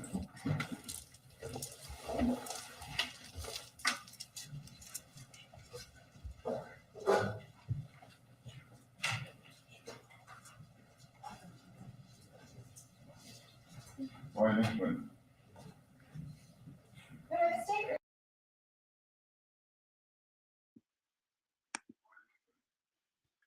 All right. So that was powerful testimony. Shout out to girl behind the mic in the chat. That was some powerful testimony. So like I said before, so now we saw testimony from James Shaw, the hero who saved the day, the hero who actually fought this guy, disarmed him, and protected this young Black sister. Congratulations. Thank you to James Shaw for your bravery. Let's pray for this sister's mental health and her recovery beyond what she beyond what happened to her physically. Girl behind the mic just said, right, I was thinking that I hope she gets some sort of professional help because this was way too much. Now think about what me and she said. It's not just what happened about the shooting, how she had to fall, how she had to hide, but when she opened her eyes, she saw a naked white man. She didn't even see his face. All she saw, she said, she saw his puny scrotum. Think about the psychological thing that's going through her mind. Like, why did he stalk? Why did he shoot then? It almost looked like he tried to shoot her. He was nude. There's a lot that she would have to unpack. Because for me, myself, there's a lot that I'm trying to unpack and understand about why this happened the way it happened. So if I was there, definitely it would warrant some type of professional help. This is a young, beautiful black woman. She opens her eyes after almost being murdered, and all she looks up is seeing a nude white man in the South. But like me and she said, like in the poll, was this racially motivated? And when after James disarmed Travis, what did he say? He said, "This N-word disarm me." He said, "This N-word disarm me." So the things that I'm asking this morning is, I want to talk to you about Girl Behind the Mic has a lot of legal prowess. So Girl Behind the Mic, I've been talking to my audience about the fact that the judge allowed George Zimmerman to use stand your ground. And in the Kyle Rittenhouse case, the judge allowed Kyle Rittenhouse to use self-defense. They had to argue for permission to use that. In this case, the judge has allowed Travis to use insanity as a defense. Girl Behind the Mic, you know a lot more about the law than I do, and I would love if you could articulate for the audience a little more clearly about what it means when the individual, the process of going through getting the court to allow you to use a defense like stand your ground or insanity in the murder trial, because that's very important. I don't know if people understand how it is George Zimmerman, how and why the case of Kyle Rittenhouse went the way it went, which is why I found the case so interesting and why I linked it to other cases and why I wanted to educate, because we've had black men who have attempted to use stand your ground and the court has said no. The court has said no. When black men have been in similar circumstances, the court has said no. You are now allowed to use stand your ground. We must keep in mind that the court has not charged him with a racial crime, and the court has allowed him to use insanity as a defense. I think because of the language used, I'd say racially motivated. So, Girl Behind the Mic, I don't know if you got time to join the panel. If you could join the panel, if you could, or you could just tell people in the chat. But I didn't talk about it today because I need to do a little bit more research. But I know Girl Behind the Mic knows a lot about this type of stuff. But I wanted my brothers, I wanted my audience to understand what's happening in real time about what it means when the judge allows you to use insanity as a defense. And it's not a given that you have to argue for permission to use insanity as a defense. It's not a given that you get to use stand your ground as a defense. Listen to the terms I'm using. It is very important you understand. Allow, defense. Okay? So now, keeping that in mind, Girl Behind the Mic said, it's not insanity. He probably was high, but still he needs to be prosecuted to the fullest. Secondly, we the people on social media need to be vocal about this. Fact, I believe it was racially motivated. So what was behind the judge allowing him to use insanity as a defense, right? So this is a beautiful opportunity because guess what today, you guys? So right now, I'm giving you context and backstory. Today live, we're going to go to today, right? Girl Behind the Mic is going to come up and she's going to speak about the insanity defense, right? And why it's allowed, right? But today, more to that defense, more to the discussion we've been having about behavioralism, toxic conditioning, social engineering, the Skinner box, Pavlov, Watson. We just did Maslow's hierarchy. So more to that point, today we have a beautiful black sister testifying today as a psychologist. We have a black lawyer. Last night I was on the K Business podcast. We talked about Brian Flores' class action lawsuit against the NFL. He has two white lawyers. Kay wanted to know, why didn't he hire a black lawyer? In this case, we have a black man who's kicking butt. a young brother, a young black attorney in this case, and he kicking much butt. Also, today we have on the trial a beautiful sister, a doctor psychologist testifying today. But before we get to that, we got my good sister girl behind the mic in the building. What's up, sis? How you doing? How you doing?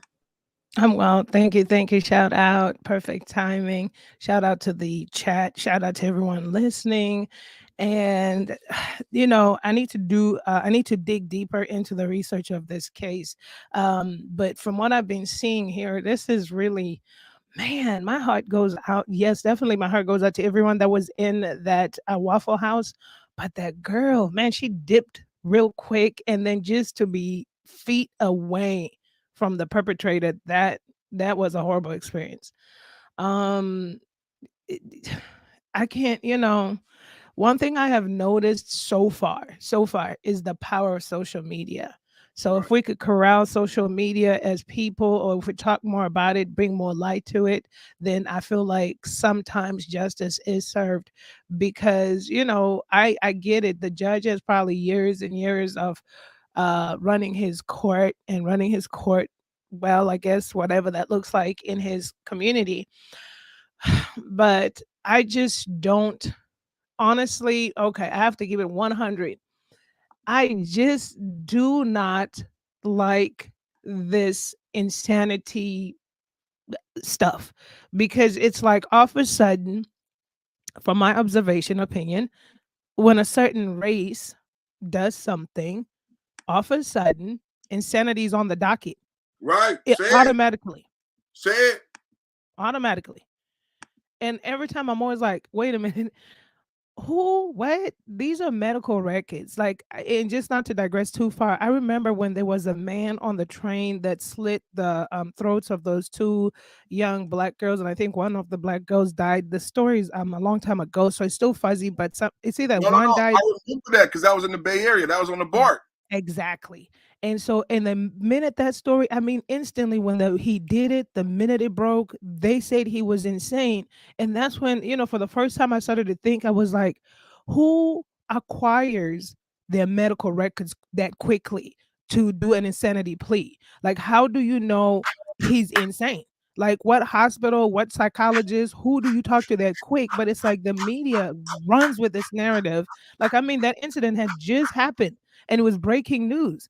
And the next thing you hear is insane. And granted, maybe they interview his mom, dad, and they say maybe he's depressed and so forth and all this other stuff. But what I'm saying is that's still not factual. If you're a journalist, you have to dig deeper. You have to get documents. You have to get stuff that backs up the claims. So that's why I am so leery with insanity pleas. Like you say, they have never been, I haven't seen all the cases in America, but to me, in my observation, I have not seen black or brown people have that type of leniency out the gate on a docket. I just haven't. And I'm not saying that, like I said, I don't know all the cases that have transpired, but from the ones that I've seen, I've never seen it as an offer. And so I want to see what the toxicology report looks like. You see what I'm saying? That's what I want to see, because go ahead, girl. That's what I want to see. Before you put an insanity plea on the docket, I want to see what his toxicology report looks like.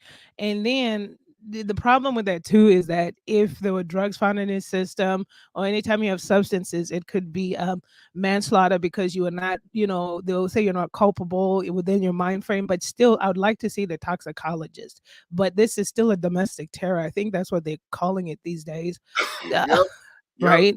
So they don't even say the second word, they just say domestic. Right. So I would like to see the toxicologist report in his bloodstream. But I mean, did anybody even hold him to such regard when they captured him? You see, these are the things. It's like, it drives me so crazy, because time has passed. Whatever would have been in his system, if they didn't do it right there and then, nobody knows. Because why are you out here naked? I'm not automatically going to assume that a naked person is an insane person. People on PCP sometimes derobe, so, or sometimes people on other substances derobe. So it's not necessarily that you're insane. And that's when you see, for me, like if people's eyes are not seeing this stuff play out in real time. There was a case where there was, I believe, a brown a brother. I think it was Latino. My mind's fuzzy. Not too long ago, where he was shot dead in the middle of the street for being naked. Shot dead in the middle of the street for being naked. Somebody called the cops. The cops pulled up, and on this article here, he's got a top. But this guy, he was just completely naked. So how come he never even got that first judgment of saying, well, you know what, let's approach with care. This guy might be insane, or this guy might be high. But either or, they just like try to give him commands and came out the car and shot him. So that's why I'm like, why is there grace in certain situations? Granted, these are different states, different courts, but should be the same law. But still, I don't think this was an insanity. No, plea. No, no. And I'm gonna dig deeper into this. I just don't understand. And then, I mean, when you look, you know what? And I'm not trying to be funny, maybe because this is the first Waffle House I've seen that's, I would say, diverse in terms of having a lot of white people working in it. The ones that I've gone to, that, well, maybe because it's in my neighborhoods and stuff like that, I see nothing but Black employees, but I don't know why he came in here the way he did, but that's like you were saying, we need to dig deeper on that to find out what's going on. But I don't like that insanity stuff. I just don't. Not if people haven't done the thorough digging in. And when I was trying to look, and I'm gonna look here, when I was trying to look at his name, there was something that came up about a hotel incident with Travis Reinking. And I said, oh, so he seemed like it was just here. Travis Reinking outburst drew police to Alcoa Motel in February. And so this is through the Knoxville News. So it looks like he's problematic. And this is 3 years ago. Yeah, I saw that. I didn't bring that up. I saw that. We could show it if you like, if you want to show it. I saw that. So I think that's what she was saying, where he's trying to lay the ground floor for these type of events. And that speaks to him not being insane. So I think you just blew it up, girl behind the mic. Thank you for coming up. That's why I gave you the coffin nail, the gunshots, because I actually work in healthcare IT. I work with medical records. You know what I'm saying? So the other day, somebody asked me about being vaccinated. I said, that's kind of like asking whether or not you have HIV or AIDS, or whether or not you're positive for cancer. Like, that's a HIPAA violation. You technically can't ask me something like that. So when you talk about the medical records, like, this is what I was speaking to about what is the threshold, right? That's what we're getting at, right? What is the threshold for this line of defense, right? And what was done on that night that he meets that threshold to be able to be allowed to use insanity today? Because that would mean that if he is found innocent for insanity, that he would get off or get some type of different type of sentencing, right? So what is the threshold? And that is an excellent point, you and she, man. It's the perfect women and the perfect man that creates the perfect perspective. So today, my sister has said, what is the toxicology report from that night? And also, what is his background as far as his mental health? And does he have any admissions to a mental facility? Had he seen a mental doctor in the past? Because that would speak to his ability of being able to use this insanity defense, and why did the court allow such a defense? And that goes back to stand your ground, and people in the hood, or any movie where people say, well, I'm gonna just claim temporary insanity. We always hear about that in the hood, right? But what a lot of Black men and Black people don't get the luxury of claiming temporary insanity, because what girl behind the mic brought up, there's a threshold one has to meet, right? You're going to have to show some psychiatric records, right? You're going to have to show some admissions. Some made up phone calls not going to be enough. So girl behind the mic, slam dunk. So today I got what are we going to show later on is after this conversation, who testified today is a beautiful Black sister, and that's what's in my title. What's in my title is this Black sister named Dr. Rena Isen. And Dr. Rena Isen is the one who testified today, and she's speaking to the mental, capacity. Is that a good word, sis? Is that a good word? So, and it's a great testimony, a great back and forth between her and the lawyer. So I'm excited to show that, because she doesn't truly, she also is in a disagreement to this insanity that he's claiming, right? Because well, I'm not going to speak for her. I'll let people come up with their own perspective, but we got a black lawyer in here, and we got a black doctor who's going to be testifying to this mental person's health. Very unique case. And then don't leave out, like how you said, you didn't leave it out, but anybody listening who's thinking about what's going on, not only was he nude, I don't remember that from when they initially reported this, but the racial slurs. And to me, it's not just the use of the N-word, but for me, a lot of times it's how it was used, right? And it's kind of eerie to me the way it was used. When someone says something like that, it really speaks to how and what he thinks of you. I know they might be from the South, so they might be used to people feeling that way about them, but I'm not. I'm from California, so I'm not used to someone saying like that N-word disarm me. Sis, you want to go into the back, for me, when I hear that, that says a lot about how he thinks about me and you. You know what I'm saying? That N-word disarm me. Like he almost was in disbelief, and how he referred to us as like not even human. You know? Right. And so he had the wherewithal to say that N-word disarmed him. So what insanity plea are they trying to? Right,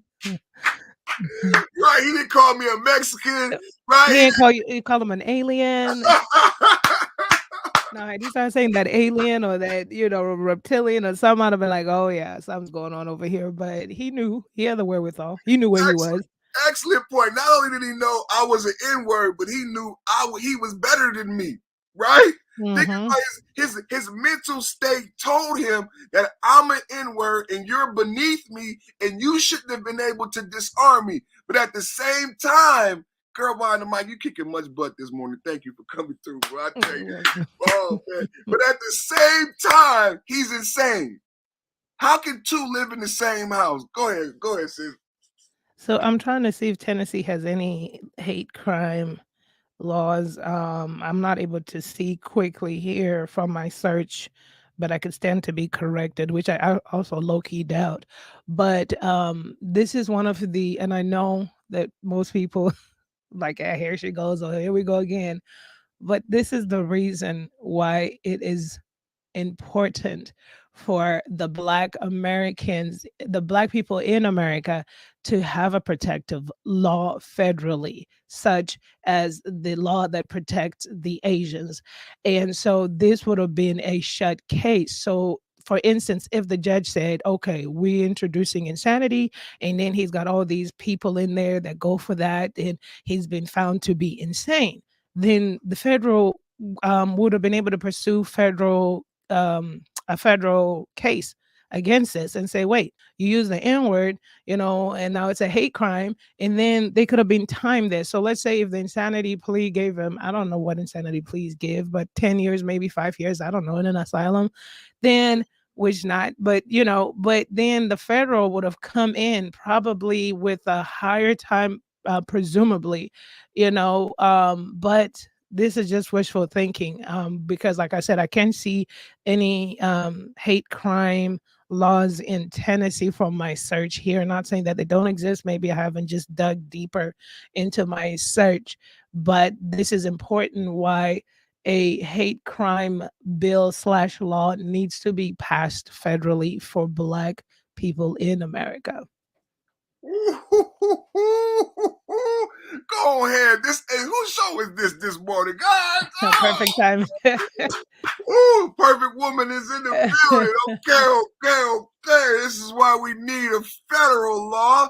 I mean, Kwafi Nino I don't know if you met Kwafi Nino. He's a good brother. He's making a new movie. But Kwafi Nino, you've been around when we've discussed the Asian hate crime bill. Kwafi Nino made a 2-part cinematic masterpiece that's available. You can go watch. And his movie talked about that same dichotomy of which how you get this bill within a matter of weeks, but after 18 months of protests and all this murder, you don't have a bill of anything on the federal level for blacks. I mean, even recently, I was talking behind the scenes with some people about what happened yesterday with the Breonna Taylor case. No, I actually talked about it online. I did. I talked about it on my podcast where I said no one is being charged with the death and murder of Breonna Taylor.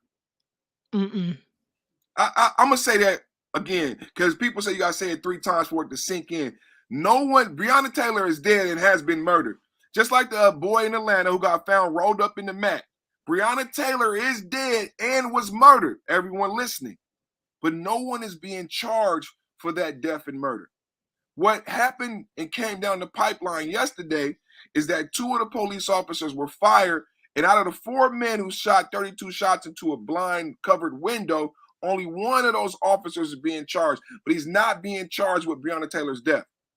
He's being charged with shooting through a window that was covered that he couldn't see into, and those bullets going into the adjacent apartment and jeopardizing the life and endangering the people in that apartment.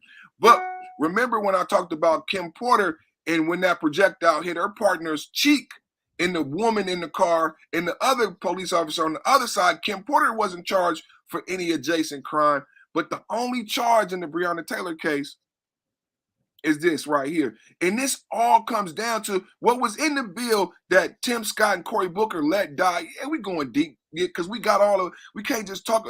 Thank you, sis, for bringing this up because it really matters because there was a federal bill.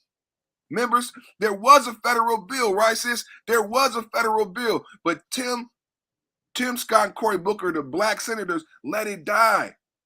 So the no-knock warrants, what happened with Breonna Taylor, the chokeholds, what happened with the brother in New York, this hate crime verbiage on a federal level, all that died.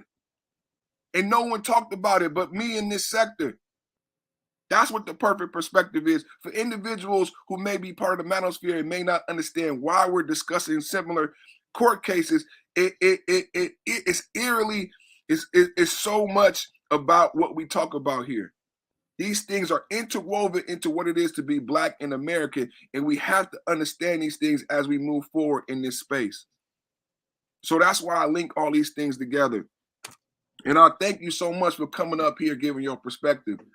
You're welcome. And I just want to say, little devil's advocate, real quick. People need to be also reminded. And listen, this is not a judgment at all because I wouldn't know what to do if I was in those shoes. But just to put this out there, people need to be reminded that Breonna Taylor's family accepted a $12 million loss settlement, a settlement. So with that, I don't know, I haven't read it. But what I'm saying is typically with settlements, you're going to get an NDA. You're going to get sometimes, I don't know what they got, but you probably will get a gag, an NDA, or never talk about this again, never pursue anything about this. Usually when you get large sums of money in these types of cases, they're going to try to shut you down. So I don't know if that was part of it. I could be, because I didn't see the documents. I'm just assuming you don't get $12 million and not go to rage about your daughter's death and stuff like that, you know? So maybe that's part and parcel why bills were really never pushed, part and parcel why no one was ever brought to justice. Maybe that was part of the package that, listen, we'll be giving you restitution. Here's a 12 million, going about your way. Now, money is never better than a life. I understand that. But I'm just saying that I think in this case, and I'm not saying, like I said, I had never read the documents. The lawyers were probably on top of this, but were they or were they not? I don't know. I'm assuming because if there was perhaps, and I'm not, like I said, maybe the lawyers did their best, but perhaps in the packages they would have tried to curate it like that. Like, let's do a no-knock warrant. Let's do away with that. Let's push for that. We're only signing these terms and conditions for this $12 million if you do this. Maybe they did try to bargain and it didn't, move. So it's always really sensitive when people do get these large sums of monies through these types of institutes, especially the police departments and so wrongful deaths and so forth. It comes with things attached to it that people should and shouldn't do. So maybe they did try to fight for bills and laws to be passed in Kentucky. And maybe part of it was never to talk about this because it seems like after the settlement, I didn't hear anything about Breonna Taylor from family members. That's just my opinion. I just assumed because of the large $12 million settlement, um, which is unfortunate, right? Which is unfortunate because a lot of people tried to keep Breonna's name alive, and social media did the best they could. People, there were foot soldiers that did the best they could. And unfortunately, it may still be in the works. Nothing really came to fruition in terms of a tangible solution, in terms of getting rid of those no-knock warrants that do not make sense to anyone at all. And so that's that part, just letting people to see the other side. Perhaps you might be wondering what happened there. Like I said, I'm doing a disclaimer because I don't know what was in the documents, but best believe if the police say we're going to give you a large sum amount of money on a case, you either get an NDA, a gag order, or you're done talking about it. So I wanted to stand corrected real quick because I kept doing my research here. So as it pertains to Tennessee, because I wasn't sure on what they have on the hate crimes in the state of Tennessee. So it does read here through the Chattanooga Bar Association blog. Hate crimes are taken very seriously in Tennessee and can result to enhanced criminal punishments for those convicted of what are known as bias-motivated crimes. Beyond these criminal penalties, Tennessee law is clear that victims of hate crimes are also allowed to seek special civil damages from their attackers. So it's all encompassing. We don't know what they really consider as a hate crime, even though the word was said. Is that considered as a hate crime? Or was this entire attack considered as a hate crime? In Tennessee, there are 3 main hate crime statutes on the books. The first law is from 1989 and makes it a crime to intentionally desecrate a place of worship or burial site. A year later, Tennessee lawmakers passed another law that states that it is illegal to intimidate others from exercising their civil rights through injury or threat of injury. Those responsible for this intimidation face Class D felony charges, as well as possible civil suit by their victims. Finally, in 2008, Tennessee passed a comprehensive piece of hate crime legislation that more closely resembles federal hate crimes laws. The 2008 law says that defendants can have their sentences enhanced in cases where the victim is vulnerable due to age or physical or mental disability. The law goes even further and says that defendants will also receive an enhanced sentence if it can be determined that the victim was intentionally selected due to their race, religion, color, disability, sexual orientation, national origin, ancestry, or gender. So I guess they do have something on their books there in Tennessee, and hope that that's also produced in court for this case. Thank you for that background and that research. So they do have hate crime enhancement. Got my OG, my big bro up here, G-Man, adding to the conversation, another perfect man on the table. But I'm researching right now, girl, behind the mic. As you went through your research, thank you for that diligence. I'm researching right now his actual charges, and I'm trying to see. So far, I'm not seeing any hate crime enhancement. So I know I got some perfect men in the chat. Y'all let me know what y'all find. I haven't found anything of any hate crime enhancements that exist. Because, perfect timing, I get passionate. You know what I'm saying? I haven't heard about it. So I thank my perfect woman and my perfect man for coming up here and verifying. So verify always, double check, triple check. So let's see what the actual charges are. Currently, in my research, I'm not seeing any hate crime enhancements. G-Man, big bro, what you got to add today? This is the perfect man, the perfect perspective, a courtroom format, and we're discussing the Travis Reinking murder. And I had a poll in the chat about whether or not it's a racially motivated event. And we also got to see from a very brave brother, James Shaw, who was able to disarm this individual and save individuals' lives. But where you come in, bro, it's a lot of stuff going on around the world right now. James Shaw should have eliminated that person. That's what I say. But look, let me go back to what she said. And she said something and the shit was right in your face. When she said the Asian crime bill, notice she didn't use a crayon. She didn't say the yellow crime bill, but she did categorize us as black. Let me say this and say this again. They don't fucking respect the word black because we ain't fucking black. That's in their laws. They don't respect that. We ain't fucking black people. There's no way it says black people on the map. We ain't that. So what we gonna sue? Go back to African American, go back to Negro, or go back to color? We must tag ourselves to a landmass. Do you understand? And the only way this gonna stop is you're gonna have to check his ass. I hope his ass get off, so the streets can take care of him like the streets should have took care of Zimmerman. Yes, Florida, you on deck. See, we sitting here praying, Praying, while they're praying, Preying. You understand what I'm saying?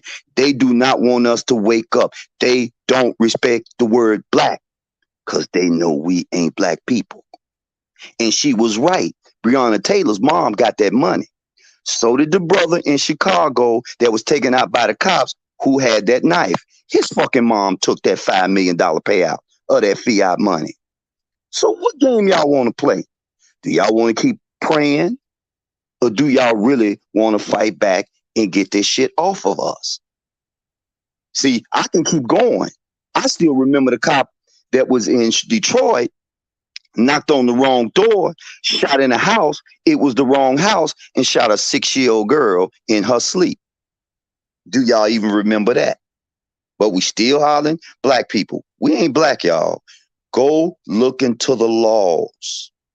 They don't respect the word black. Black means like slave, control. We're nothing. We're just a color. This is why the biggest game ever been played is played on America, because it's the only place that you have crayons. You got white people, you got black people, and we're caught up in the mixture of a merry-go-round, while other cultures who don't call themselves a crayon come to America, to the greatest country in the world, and thrive. Come in, because they don't come in as color. They come in as either Asians, which really Asians, they're really Manchurians, or they come in as Mexicans, which they're really the Mayans. Get it? They get it. The Asians are really the Manchurians, but they play the Democratic game, play the Texas game, but on the backside, they get all these different loans from the banks, and they can play that game. That's why those countries over there were bankrupt. But they playing a game. The only game we playing is religion. That is it.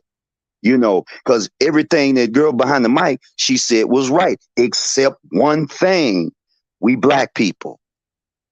So what you gonna be next? Because it's y'all's turn. But again, my birth certificate tells me everything when it fucking says on there, race, color. How the fuck I'm colored when my skin is brown? Just like in the crayon box. But I'm a native of America, born, raised in America. So are you all. If you go back and talk to your parents, you will find out that your ass ain't black. So who came up with that? Again, they tricked us in that civil rights movement when it went from this to that. And Stokely Carmichael, I have questions for him. Why the fuck did you say black power? We ain't black people, even though it is stated around the world. But then again, whoever controls your story controls your mindset. So next, what we gonna be? I'll probably be gone, but what y'all gonna be? Perfect, what is your child gonna be? Girl behind the mic, what is your child gonna be? You gotta do that extensive research. Now back to that dude who did that crime. Please let that son of a bitch hit the streets and let these streets erase him. I'm just saying what y'all don't want to say, but I know y'all thinking it. I know it's in the back of your mind. I know it's there. It's there. Somebody come through your front door, want to cause harm. Here's a choice. Make them a peanut butter jelly sandwich or erase the problem. What do? Damn sure ain't no peanut butter and jelly sandwich on toast. This is why they didn't like Malcolm, because Malcolm spoke the truth. And even King realized it, which I ain't celebrating that damn man's day because it ain't nothing to celebrate. Fuck, man. I've been seeing this fucking shit for 60 fucking years, and it's the same story, and y'all wasn't even born yet. And y'all talking just like the people back then. Well, let's pray about it. Let's let the laws take about it. 100 years of lynching. 100 years. And it wasn't behind hate. It was behind a transfer of power. Because Black Wall Street is the last. Like I say, don't tell you about Asheville, North Carolina. I'll tell you about what was going on the West Coast in California, or even Harlem, New York. I don't want to tell you about the money that was being transferred underground. I don't want to tell you about that. Story's thick and it's deep. That dude, that's a waste of taxpayers' money. You understand me? I just wish the dude would erase the problem. Period. Point blank. End the conversation. You see what that dude did to Jeffrey Dahmer? What, y'all forgot about that one? And his name was Jesus. That was his nickname. He became a hero because he eradicated the problem. He erased it. I'm just saying what y'all don't want to say. We ain't black people. We are tied to a land. We are the original Americans. Original. Didn't come from Africa. There was trade routes. So we sitting here playing the fiddle like we something on the roof, whatever that movie was called. We can't keep tap dancing, y'all. We ain't Cab Calloway. This is the 21st century. I know y'all don't like what I said, but I'm telling you, as much as you respect Malcolm X probably would have went even deeper than what I just said. The Ballad of the Bullet. Boy, I'm scared. Y'all would do anything to protect your family. Anything. Anything. And y'all can't tell me I ain't lying. So that's all I gotta say. If they didn't shut me down, because these are words of strength and strongness. We can't keep playing these religious color games. You feel me? We can't. It's over with. Can't do it. I can show you my birth certificate where it says color. Y'all asses ain't black, and I guarantee you, if you look in the mirror, you'll see gray hair, you'll see a beautiful bronze skin. Notice I put emphasis on bronze. You're beautiful. You are not darker than the Sudanese people, and they don't even call themselves black. And they are darker than 100 midnights and beautiful. And when the sun and the moon reflects off of them, you can see the purple coming off their ass. Let them out. That's what I say. Tennessee, y'all on deck. If that son of a bitch gets out on a plan, insanity, please. Okay, we're going to spell insanity on his ass. Again, I'm just saying what y'all don't want to say, but y'all thinking it because y'all human. And I know y'all love the so-called. Y'all call us black people. I know you love me. It's in you. You can't help it. It's there. We're the most miraculous SOBs on the planet. Everybody copies our style. I just wish I could just take a magical thing and wipe us, just make us go invisible and watch how the world functions. Because we're at the bottom. And perfect, as far as being a man, you definitely at the bottom. We definitely there. We hold this world up. We hold this goddamn place up. You hear what he said? Mm-hmm. He said this N-word disarm me. Yep. So yeah, which means naga. So if we are niggas, I said if we're niggas, what are you? Caveman just came out of cave crawling on all fours, didn't know how to take a bath. Well, he didn't, he used the ER. And it kind of made me think about Jesse Owens, because it was like astonishment. You know what I'm saying? And I want to drive that home. I want to drive that home about how could someone be insane? And I'm going to show that in this article. How could someone be insane when he has enough clarity to be astonished that someone he perceives to be subhuman was able to best him? It reminds me of Jesse Owens and the way they felt with Smelling, and how they felt like how they were astonished how Jesse Owens was able to beat them. You know what I'm saying? That it's not just the ER, it's not the N-word. That shit don't offend me. Did you hear the true story about that though? Because Jesse Owens said, man, he got more respect from them than when he came back to the States and didn't get the respect. He got more respect from the Germans. I do know that true story, but my point is it makes me think about that because outside of that inner circle, people were astonished at our abilities in those Olympic Games. That's why Jesse Owens stood out. You know what I'm saying? Because these other people were supposed to be the master race, right? Well, they was trying to always roll with us because, again, when you go around the world, which, remember, they taught us this, when you go around the world has a lot of melanin in it. Wherever you go, you can go to Vietnam, it's got that brownness in it. You can go everywhere. You can go to America. Like I said this at work yesterday when the dude said, called me black and this, and he said white. And as I picked up some white, I put it next to his skin. He was like, oh, shit. I said, dude, how they hide things from you is they put it in front of you and you just go along with the narrative like a great, perfect slave. You say, I'm black. He says no better way but to call y'all black, but my skin is brown if you look at the color of the crayons. And then you can see them stop like a deer in headlights. Because if you don't tweak your brain back and understand verbiage and look at what they're saying, you'll go along with the narrative. Just like they got men convinced that I was born a man, but I feel this way. Like, wow, the mind is perfect, but it's a terrible thing if you don't use it. And one thing about America, they're great at their games of propaganda. America was attacked. Our ancestors were attacked by these people who were perfect at propaganda. Me, you, girl behind the back, Mike, but y'all got it worse. Y'all education that you got, let me just put it out there, wasn't shit.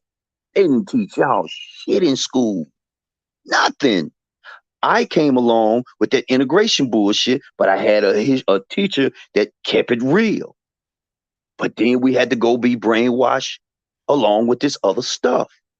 We literally are at a war. Quiet war, silent weapons. That's the name of it. Mm-hmm. That's what it is. So again, this dude, and I hope them dude, they had to protect him in jail. Because I know them dudes ready to whoop his ass. Like, this is the way you feel. And then this just happened again recently at a school somewhere in Colorado, maybe.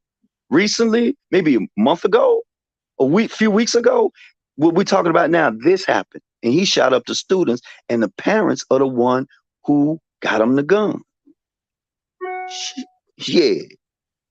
See, this is mighty funny. All of this is happening when the dollar is falling. Then they talking about going to war with another country, and y'all know who the country is. All of this because the pirates that were in control are now losing controls of their slaves. And that's what they call us. Slavic. We are their slaves. We are no good. That's why they gave us a mulatto guy who was worthless. They're playing chess. 5G chess. Let them get out on insanity. Tennessee, y'all better stand up. In Florida, y'all behind.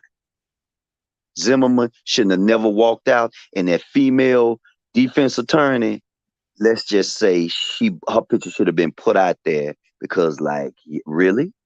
Really? And I'm still stunned. I'm still reeling on that one and the little girl in Detroit, the 6-year-old girl.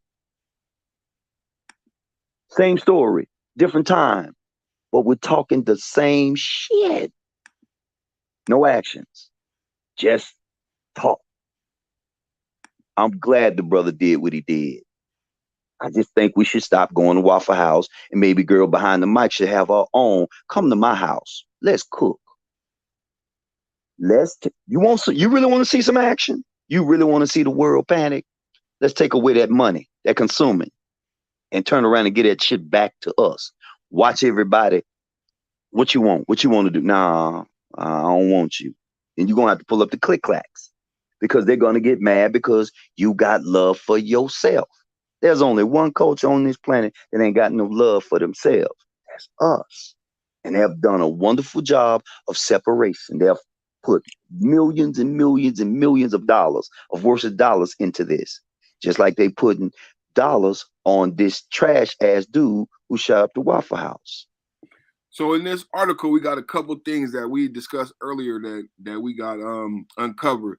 So it looks like he girl behind the mic, and G, he is on the record for being schizophrenic. And he is at interactions when you were talking about the hotel. So the police are familiar with him, and his schizophrenia is on document, right? So he's documented. He does have a mental health problem. Beyond that, what I have highlighted on the screen, I also have in the chat, is what we discussed earlier about. I'm going to read this. It says, unlike in most offenses where the state has to prove it, you have the burden of proof. He said you have to prove you were, one, mentally ill, and two, at the time you didn't appreciate the wrongfulness of the behavior. It's all or nothing. So how do you prove that?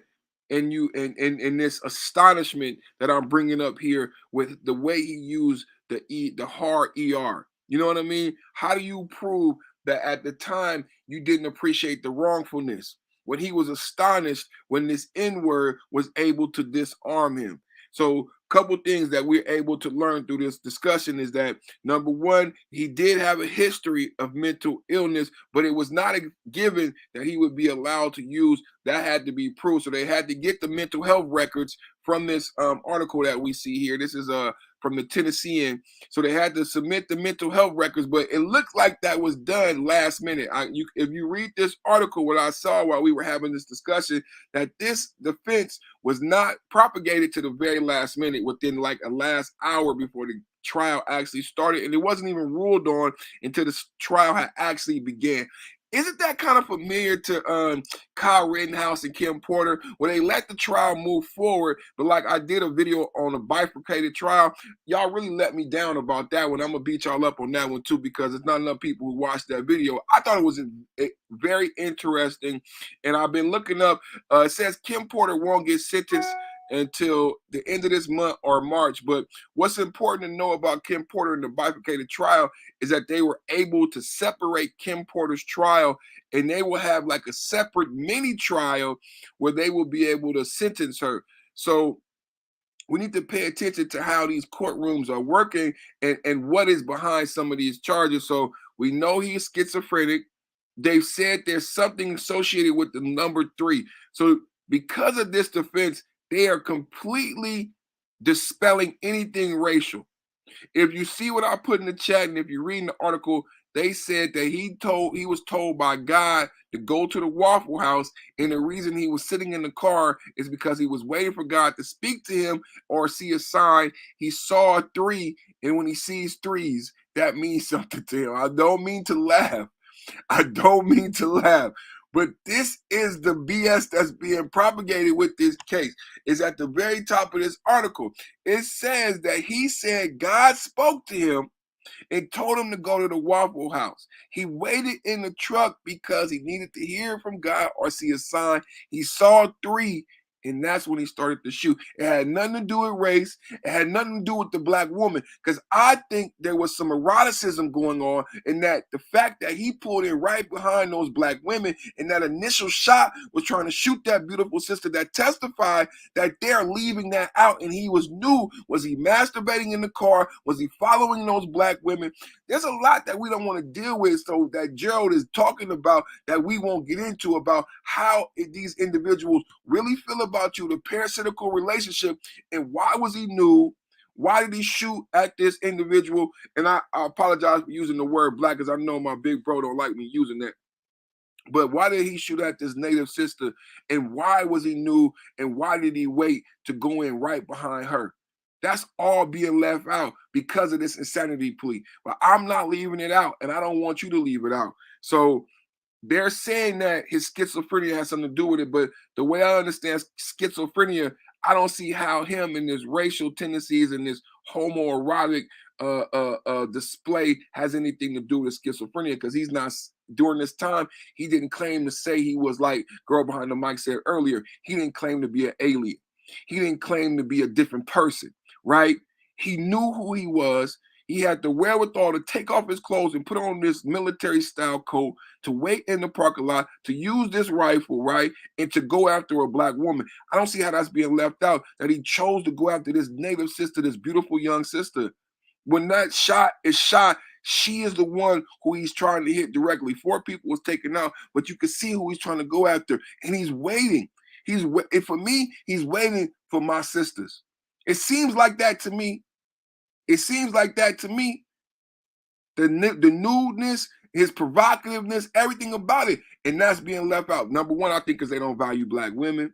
That goes back to like, you know, the ibuprofen. You know what I'm saying? And how my sisters die the most in childbirth because they don't believe that they feel pain and they bleed out. So it's cool to say that. Isn't that an additional charge? Shouldn't there? They said it's 17 charges, but I didn't see the charges where. Maybe y'all can help me out. Is there any sex charges or any sex? Because there should be some sex crimes. Because this, like girl behind the mic said, this sister had to look up and see his naked body.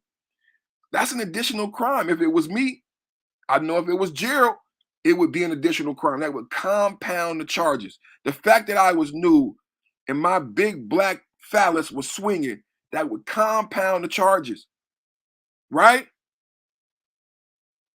That would have something to do with it, and that would I think that would make the judge even more difficult to say that I was somehow insane, right? Why did you shoot a white girl? Why did you go after white girls? Why was you nude? Why did you go to a Cracker Barrel? Why did you shoot a Cracker Barrel? Perfect. You could have went anywhere else. You know white people eat at the Cracker Barrel. You went into the Cracker Barrel naked. Then you waited till this group of white girls went in there, this pretty white girl. All that's being left out. So I agree with my big bro, but the one thing I would push back on what you said, bro, is that Zimmerman bitch ass is still alive. And now excuse me for using profanity with my sister on the panel. Zimmerman punk ass is still alive. You know, so that's the one pushback I got, but I agree with everything you brought. So my question also, looking at the charges, right? And I'm just researching here. Well, I put in, can you get a gun in Tennessee if you are diagnosed with a mental illness? It says, no person shall possess or own a firearm who has been adjudicated mentally ill or committed involuntarily to any mental institute. So how did he have this gun? Shouldn't that be a charge right there in case he lied on his application? I mean, how does he have a gun if you are mentally ill on record? It's schizophrenic of all, not just regular, you know, because there's different forms of mental illness. This is schizophrenia, right? He could wake up and think, you know, he's anybody and like think he's like on some Hitler stuff and like I need to kill the whole world. Somebody like that shouldn't have a gun, right? Right. So how does he have a gun? How did you acquire the gun? Like you said, had it been anybody else in that courtroom, they'll be tacking on everything. Your hair was too long. Your hair is too locked up. You know, I mean, they'll be finding everything and anything. Like, I don't care. 17 is not enough. I want to know first. The reason why people are dead is because he is, now that we find out he is mentally ill on record. Now, how did you acquire the said firearm, that the weapon that killed these people? Who's at fault here? I mean, obviously, if it's in his name, that means you lied on your application. And that means you have the wherewithal to lie on your application. And that should be some kind of charges, a felony charge, right? I guess. I don't know. Check this out, girl behind the mic. Travis Reinking thought he was told by God to open fire at the Nashville Waffle House. Y'all see this? I just want to make sure I'm not muted because he waited outside the restaurant hoping for a sign his so-called mission was over. What? That he wouldn't have to go into the all-night diner and what? What?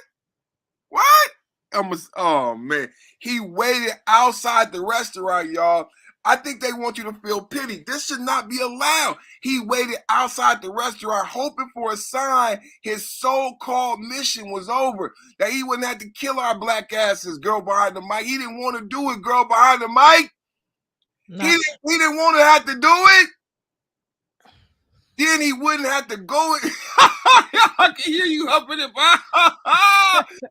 Then he wouldn't have to go into the all-night diner and shoot.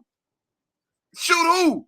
The lawyer said he did see a sign. Oh no, Lord. He saw a sign. I saw a sign. I saw a sign. And it opened up my eyes. He did see a sign. Really? He did? They said, but not the one he oh, ain't that some shit? Sound like a cheating husband, right? I played the video the other day about the sex doll. He said he did see a sign, but not the one he hoped for. So sorry for the black people at the restaurant, right, girl behind the mic? Mm-hmm. In his sickness, his severe mental oh, is that right? The Tennesseans sound like they on his side. Mm-hmm. In his sickness, in his severe mental illness, he sees the number 3 on the head. God, is that right? Like Chance the Rapper was there. On the head of a man he sees walking by his car. Attorney Luke Evans said in the defense opening statements Monday morning, in his illness, the number 3. That's not funny. That's not funny. That's not shit. The number 3 has meaning. Case closed, girl behind the mic. Thank y'all for tuning in. He's innocent. Thank you, everybody. Thank you, everybody. Innocent, you know, he saw the 3. He saw a sign, everybody. My bad, girl, but I didn't mean to waste everybody's time. I didn't know the nigga saw number 3. That's what happened. Shit. Perfect. What's wrong with you? You know, if you see a 3, what you got to do. What the fuck? And then somebody wrote that in an actual newspaper. And that's being allowed to be his defense for killing 4 people. Let's show the memorial. Let's bring it back down because, you know, I'm making jokes and shit. Let's bring it back down. This is the reality of the situation. It's not a video game. It's not a joke. So as you hear that and we make a joke, it's laughable, but it's not funny, right? That's what the term laughable means. It's laughable, but it's not funny, right? 4 people dead. 4 people dead. But that BS that we just heard, that comical dribble is what's being allowed as a defense for these people's murder. And that's sad, Roy. That's sad. And it's very sad because it seems like the Tennessean is a local distribution of a newspaper or article. So whose favor are you trying to sway this in? Let the trial take place. There's so many questions that I'm going to really keep an eye on this trial. Like, I understand about mental illness. Of course, I understand about schizophrenia. You can actually function when you're medicated. But I mean, he drove here with the wherewithal. He never said, I got out of my sleep because God woke me up and God told me to drive to the Waffle House. He said he was at the Waffle House waiting for a sign from God. So, I mean, in between everything, and you put the gun in the car. You didn't say God told you to get your AR-47 and put it in the trunk and make sure that it's got all the bullets in it. AR-15, excuse me. Assault rifle. Like, God told you to do all that. I'm missing those parts. And like I said, I understand about schizophrenia and delusions and so forth, and that adults can function as long as you're medicated. But I'm so sorry, but it's just so much, like, for me, that's missing. Like, check this out. Girl behind the mic. Here's an answer to one of our questions. We're blessed this morning. This is really great. We're illuminating this topic. It says here that the Illinois law enforcement once removed Reinking's authorization to own weapons in the state. So 2 things right there. You know, we got, in the perfect perspective, I like to read between the lines. So 2 things are being said there that's actually not funny, but it's fucking scary. So one thing that I intimate from that, girl behind the mic, and I'm sure you understand where I'm going with this, is that he once behind the time had what, girl behind the mic? What did he possess at one time? He actually did possess the right to have firearms. He actually did possess the right to have firearms, and that had to be removed. So that's what's not said, but also said by this sentence. So Illinois law enforcement removed Reinking's authorization to own weapons in the state, but the suspect's father, Jeffrey Reinking, gave them back. I don't. Someone please help. Oh my God. So the father needs to be held culpable. Period. That's where I want to see. That's what I have all these questions. Like, how did he come into possession of these guns if he's schizophrenic on record? So the father needs to be culpable. Do we not have a couple of the Crumbleys right now? that are being held culpable for what their son did at the high school or at the school. So And- Jeffrey Reinking needs to be culpable as well. And then we have another father in San Antonio being charged for the murder for his 14-year-old son. Mm-hmm. This is right, 2 primary cases right now. Excellent work, girl behind the mic. We got 2 cases right now where the parents are being charged. That was a case where they're in the truck, that 30-year-old man went into a convenience store at a gas station, came back outside, got in his truck, told his 14-year-old son to go in there. His 14-year-old son crept down, shot and killed 2 people. The 14-year-old is not being charged, but the father turned himself in. He's being charged with both of them murders. Yep. His father needs to be found culpable for these murders, because if anyone on this earth that knew that he was schizophrenic on record, it's his father. You endangered the lives of many people, and you went ahead after law enforcement took these guns. Why he was even authorized to have them, that's still my question mark. But anyways, they took him away from him, and the father gave him to him, so he needs to be in that court too. Oh, you just called me Mark. I did. You did. You just I'm slipped. sorry. I'm sorry. I'm a Leo. I'm sensitive about my art. You know what I'm saying? I'm sorry. Perfect timing. I'm sorry. That's okay. I'm gonna get your phone number. I'm gonna beat you up off a line.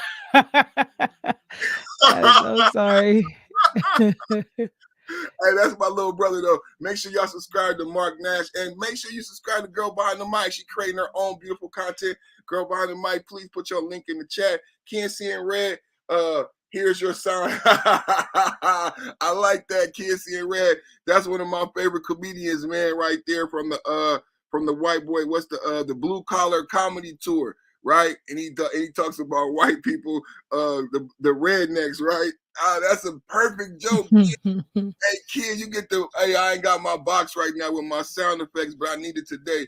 Perfect joke, kid. Here's your sign. I love when he make them jokes, man. Shout out to the Blue Comedy Tour, man. Definitely, man. Definitely, Travis needs that, man. Here's your sign. I see a 3, I pull a half court. I see a 3, I look for Steph Curry. Yo, is that the illest? Have you heard anything like that? That's being actually propagated as something that we should take as truth. Imagine one of these people being your family members and they telling you about this story about seeing a 3, and I wish I didn't see the sign, that I saw a sign and I had to go kill somebody. I got to bury somebody. This person is sitting in the courtroom looking crazy. This is hard to swallow.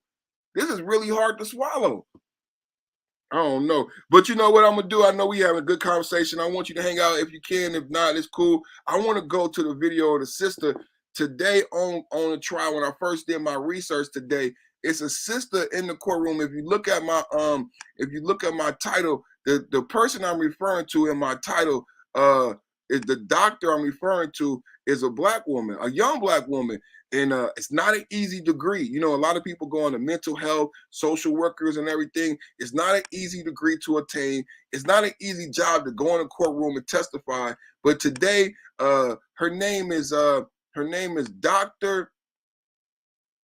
Dr. Rena Isen, psychologist, right?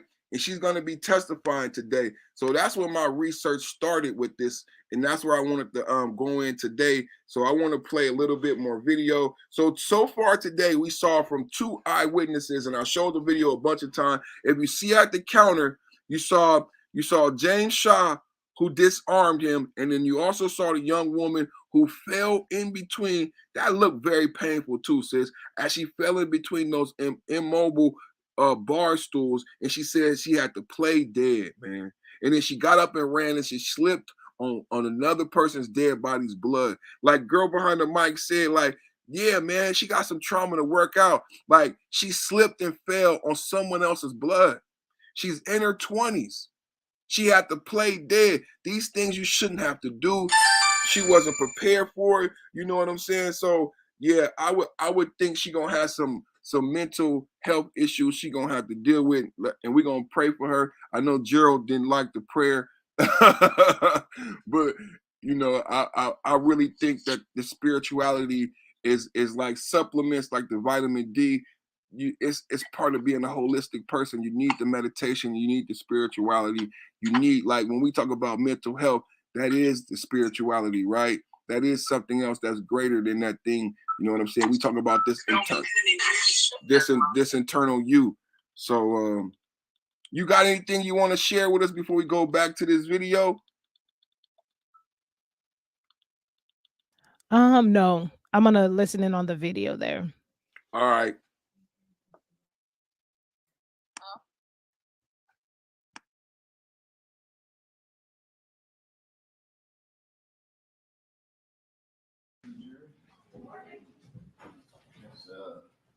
With this kind of weather, might as well just be here and do a lot of work, right? I work being outside doing it, you know. Feel free to proceed with the. Yes, sir. Okay. We call Dr. Mary Lewis before that can stand. All right.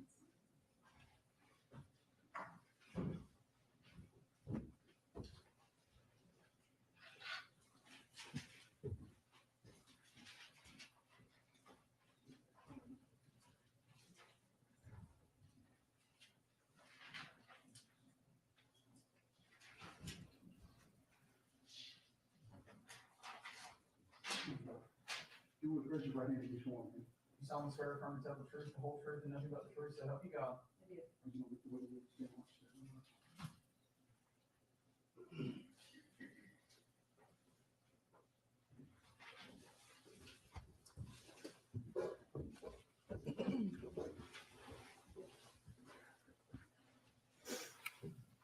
Good morning, Dr. Wood. Good morning.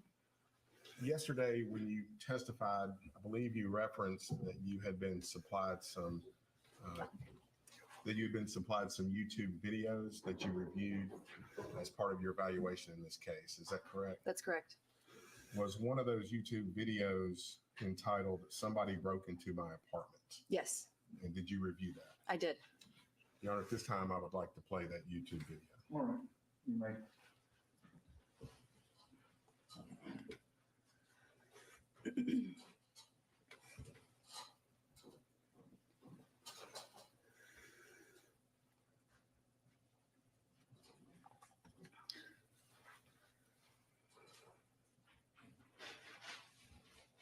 All right, so I just got back from Starbucks. You know, I had run up in my truck because I wanted to test my truck out. You know, I found what was making the rattling noise inside of the wheel, and I took off the hubcap earlier, and there's this metal piece in there that protects the axle bolt or something. So it had jiggled off or something, you know, supposedly. So I took a wrench, you know, and I beat it back on there so it was tight again. And I put the hubcap back on. And since then, it hasn't been making any noise. But I went to Starbucks, and I got a Starbucks thing, and I come back to the apartment here. And then that's the thing, is these people just magically show up, you know, and it's an art of deception. You know, they're doing this for some reason, because it hasn't been the first time. So for some reason, my cousin Chris just happens to show up here while I'm outside. You know, the off chance that I'm outside just when he decides to pull up. You know, I'm looking at my truck. You know, I'm trying to decide what I'm going to do to my truck, you know, in the future. I want to black some stuff out on it. I want to change the running boards, you know, black the running boards out. I'm going to get under it, repaint the underbody, you know, put underbody coating on the underside of it. I need to redo the rocker panels and everything like that. And so I'm talking about all the stuff I want to do to my truck. And then Chris pulls up, you know, my cousin Chris. And I had gone down to his place the other day, you know, to see him. And so it's like, well, that's weird, you know, that this guy just happens to show up here, you know. And he said he had been out voting with some people someplace or something like that. So I don't know how he would have known that I went there, you know, or anything like that. But anyway, that's coincidence. I'll just write that off as coincidence. So anyway, I started talking to Chris, you know, and, you know, he asked me how it's going and everything like that. And I said, oh, you know, it's going all right. You know, I mean, there's just some strange things that have been happening. And then I talked to him about my truck and everything, and he asked questions about the truck, and I talked to him about, you know, his life and how's it going, and how it feels to be out of the Marines and everything like that. But then when I started talking to him about, you know, what had been going on about this internet stuff, you know, and how my parents like had me taken to a mental institution for looking for Taylor Swift. Because a long time ago, I was like, I had read some stuff on the internet, and it made me think that she was uptown. So I was like, I'll just go look uptown and see if she's up there, you know? And I asked my mom to go with me because I was like, I don't want to be bored just like playing this game, you know? So I'll have someone go with me and they can help me, you know, find this person, you know? And so I asked my mom to go. Next thing I know, we're out front of CVS and the police are pulling up. This guy comes out from ERS, the police pull up, you know, and I'm being arrested and everything, you know? And so I tell Chris about that whole story, you know? And then he doesn't ask a single question. And if you knew this, I mean, he's my cousin, so I've known him since we were little, you know?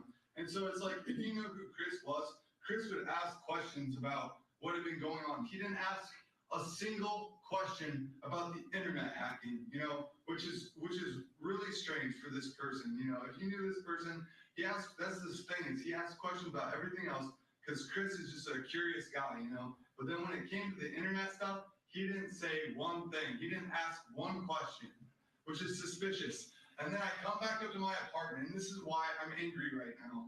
I come back up to my apartment, you know, and this is on my dad's property. My dad owns this property, you know, but this is where I reside. You know, this is where all my stuff is.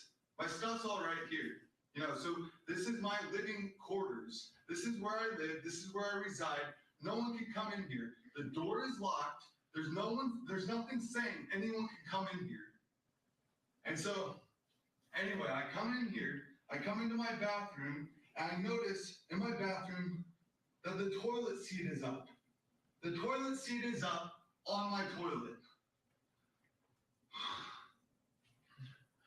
And so, like, I have like really, really high spatial awareness. Like, I took a test at the community college in my area, and I can either find it if I have the results here still, or I can go to the community college and get the results, because I took a test there, a placement test, and I scored 99 percentile, you know, on this test that they had for spatial awareness. And they said it was the second highest testing that they'd ever seen for that at that school, when 18,000 people go there per year, you know, per semester. And so it's a really high score. And like, I haven't put my toilet seat on. I know for a fact that this toilet seat was down. I know for a fact that the toilet seat was down. I never put my toilet seat up because I don't like it messing up my toilet. If you stand up and you piss into your toilet, water splashes and the stuff goes everywhere, you know, it makes a mess. So I always leave the seat down. I always sit down to pee or do anything. I never lift my toilet seat up. And yet this is what's happened. And then before, you know, I have come in here and the door will be cracked like that. You know, it's not all the way shut. It's not all the way open. I always leave it all the way open, or I leave it all the way shut. I never leave it cracked open. I never do that. And I know for a fact, you know, that I didn't leave it that way. So somebody has been coming in here. And then, like I said to my dad the other day, there was fingerprints on the sides of my laptop. There's fingerprints on the sides. I never open the lid that way. When I open the lid of my laptop, I always grab it here and open it, you know? And then if I carry it like this, you know, from the bottom. My fingers are never like that. I always carry it like this. But somebody did, because there's fingerprints, 4 fingerprints across the top of the lid like that. Then I open up, so that's suspicious, you know. I think that's suspicious that I see these fingerprints on there. Then I open the lid of my computer. You know, I type in my passwords and everything, because it's password protected. No one can be on this. This is my password stuff. I type in my passwords and everything. And that's the thing, is like, I keep long passwords that no one can crack, you know, that I know of. And then I keep them in a file here. So someone would have had to go on to the file, got my passwords, then got my computer, got on my computer, and then I see that there's been files that have been manipulated on my computer. One of the file names had been shortened probably by accident. They probably highlighted some of it and then deleted some of it, because it was like half of it was there now. And I didn't do it. I don't think that I did it, you know, because I don't do stuff like that. And if I did, I would have noticed. But then, so then there's there's these notes. That was in my notes, you know, the notes that I keep, my journals that I keep on my computer. It's labeled under journals. I keep these notes in there, you know, to keep track of all this stuff that's been happening to me. So I go into these entries, you know, and one of them's been modified, and then I try to find another journal that talks about my dad or something like that, another entry, and the entry's gone. Like, I can't find a certain entry that I wrote one time when I was out in Colorado. It just happens to disappear, you know, like it's gone or got deleted or whatever. You know, it's like, why is somebody coming in my apartment and doing this stuff? You know, this is illegal. Why is somebody getting on my private property like that? Why is someone going to my bathroom? And that's the thing, is I know for a fact that I never lift the toilet seat. I never put the toilet seat up. I never do that. It's always down.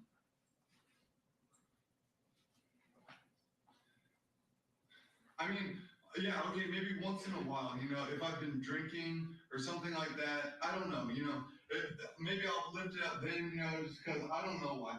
But I know for a fact, before I left here today, just to go to Starbucks, that was down. And the reason I know that is because I peed right before I left. And I sat down. I didn't ever do that. Somebody came in here and did that. And so it aggravates me to no end that these people are doing this stuff, you know. This is my private space. No one's allowed in here. You know, and that's the crazy thing, is they think that they can do this. And, oh, wow, I don't even know where to begin with all this stuff. Because then I watch these videos, you know, on YouTube about, oh, you know, some Julia Roberts person or something, some psychopath like breaks into her house and she's hiding in her closet because she's afraid of like this person that's doing this stuff. And it's like, look at these people. They're afraid, and yet they expect me not to be. Like, look, they're coming in here, they're doing this stuff in my apartment, and then I'm not supposed to be scared? Like, oh, I'm just supposed to accept that this happens? This is insane. These people are insane.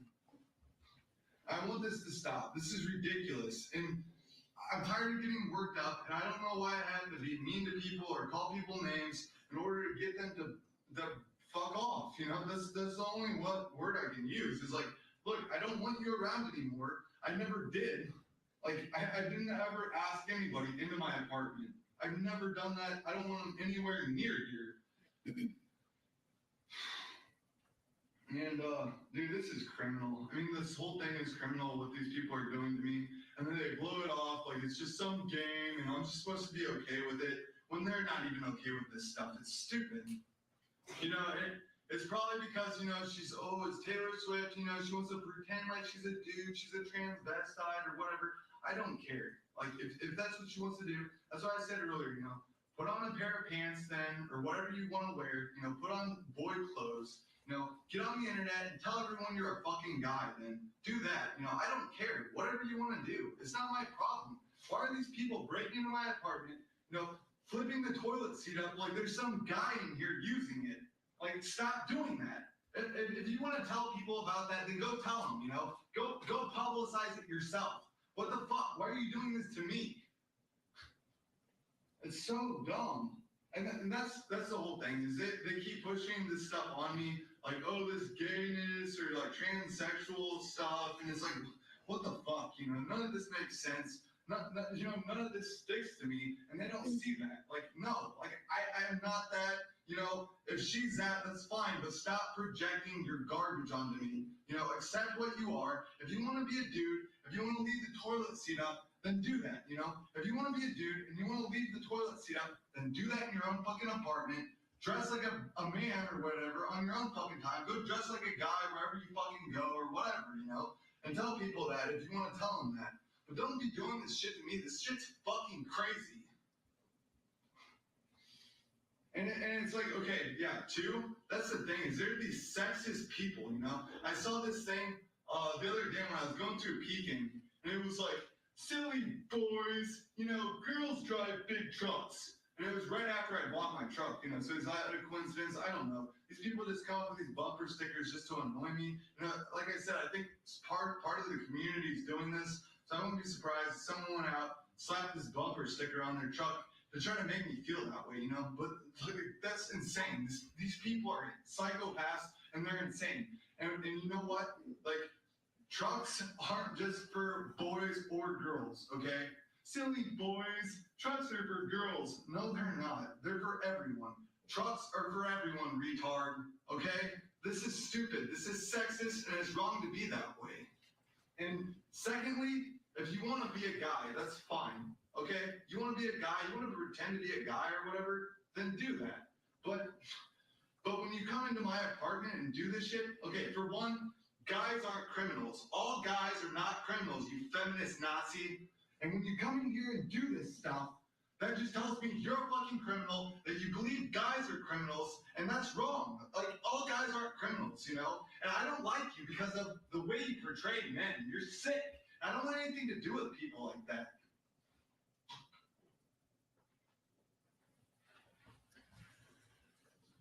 Your Honor, I move the video as evidence. And I'll have to supply a thumb drive with just that single video.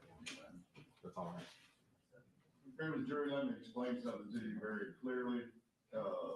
That thumb drive on that video that you just saw was introduced to give you insight and some understanding of the type of information relied upon by Dr. Wood to form her opinions. You can only consider it for that purpose as to whether or not it's the type of information that she, give it what weight you want to in terms of how she utilized it to form her opinions. You cannot independently look at that video and make any substantive decisions as to his mental state, Mr. Reinking's mental state, the truth of what he was talking about, or anything else. It is solely limited as to whether or not it was valid information, or whether or not it was valid information. Give it what weight you want in terms of Dr. Wood's use of it in forming the opinions that she did. All right? All right. Oh, yeah, absolutely. I just wanted to clarify that before we went any further.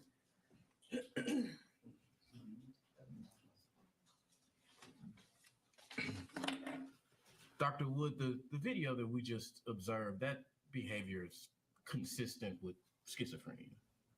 It can be, yes. It can be? Yes, that paranoia, that fast rate of speech, the inaccurate interpretations of things, yes. Okay. So it's consistent with individuals just have schizophrenia. That's just normal behavior for a schizophrenic. It can be, yes. Okay. And I think we've established that most schizophrenics are not out committing mass murder, right? Yes, I would agree. Okay. And the behavior that we observed, it seemed, according to his own recount, the defendant was saying that those things made him angry. Yes, he did say that. Right. Okay. He didn't say in that video it made him afraid. Just said, I'm angry. I think at one point he did say he was afraid. Maybe I'm misremembering, but right. Well, maybe. He talked about, and do you recall when this video was shot? I was told it was August or September of 2017. Okay. And just so we're clear, it's not abnormal for an individual, just any person, to post videos of themselves direct to camera on YouTube or social media, right? That's a normal thing. I understand a lot of people do that, yes. And not all of them have schizophrenia. No. And not all of them go out and commit mass murder. Very few people do. Right. Okay. And so this video, you said you were told was shot between August and September of 2017. Correct. All right. And his chief concerns in the video appeared to be that the toilet seat was left up. He was concerned that someone had clearly been in his apartment, which was evidenced by the toilet seat being left up, the fingerprints on the laptop. And a password folder being moved. I don't believe that was mentioned. I think it was the fingerprints on the laptop. He mentioned a folder. I don't recall that in that video we just watched. When you spoke to him in May of 2018, the concerns that he told you that continue at that time were toilet seat, password folder, things like that. Yeah, at that night, there was a smell in the apartment, and that was when he mentioned the password folder or some document from his computer. Yes. Right. So the same kinds of concerns. Similar concerns, yes. All right. Not an escalation of concerns, the same kinds of concerns. They were similar concerns, correct. He also, and there was a point in the video where he says, I never leave the toilet seat up. And there was a long pause. He says, well, unless I've been drinking.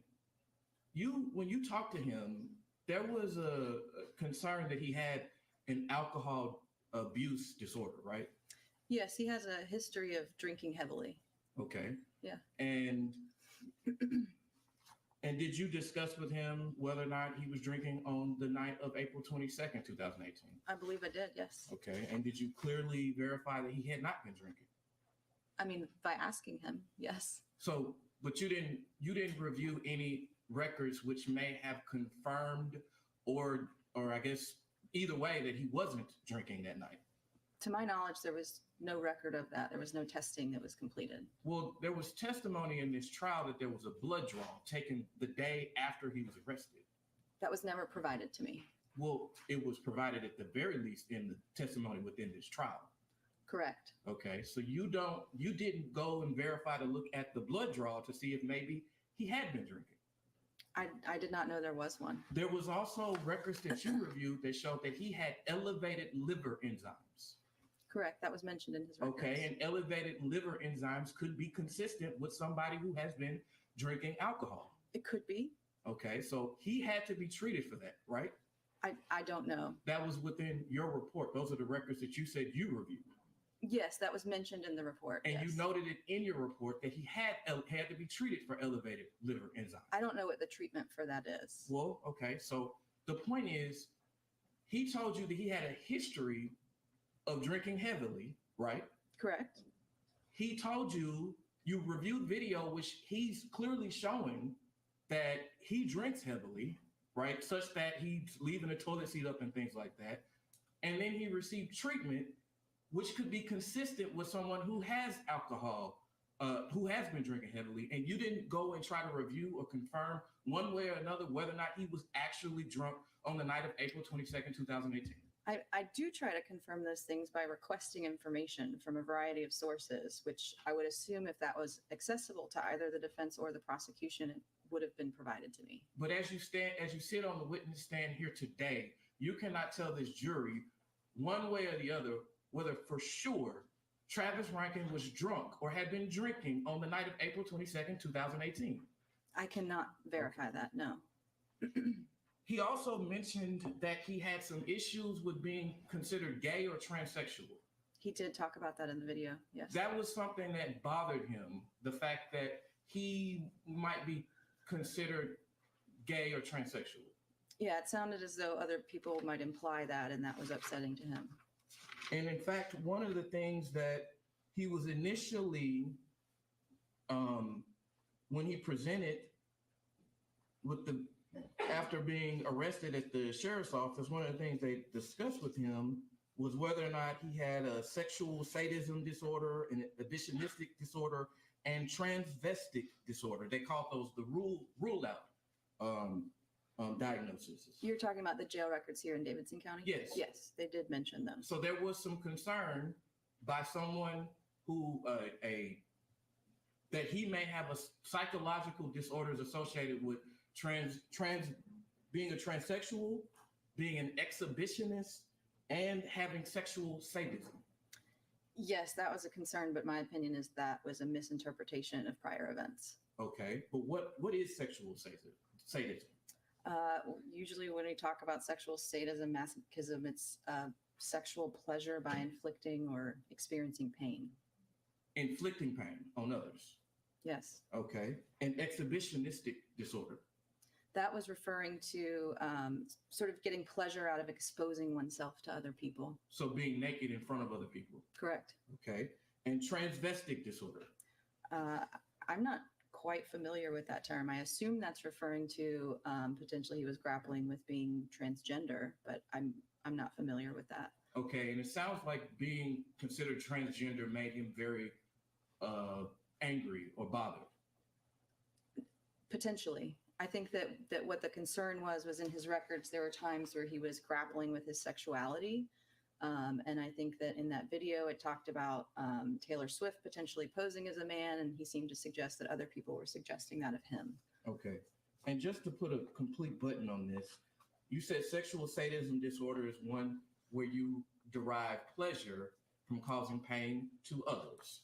Correct. April 22nd, Travis Reinking killed 4 people, maimed 2 others, and shot and injured 2 others, right? He caused considerable pain on that day. That is my understanding, yes. All right. And the best exhibitionistic disorder, which you have testified, is someone who enjoys showing their nude body to others, right? On April 22nd, 2018, he exposed himself to others as he was causing significant pain to them. Is that right? Correct. He was virtually naked at the time of the offense. Those are my questions. Thank you. Dr. Wood, you said earlier, I think just on this question, that the state had opportunity to provide you with whatever they wanted to provide you with, and they did provide you with certain information. Isn't that correct? They did, yes. And you heard earlier, you heard like a question that at some point in this trial, there was evidence of a urine screen taken from Mr. Reinking shortly after his arrest. You recall that?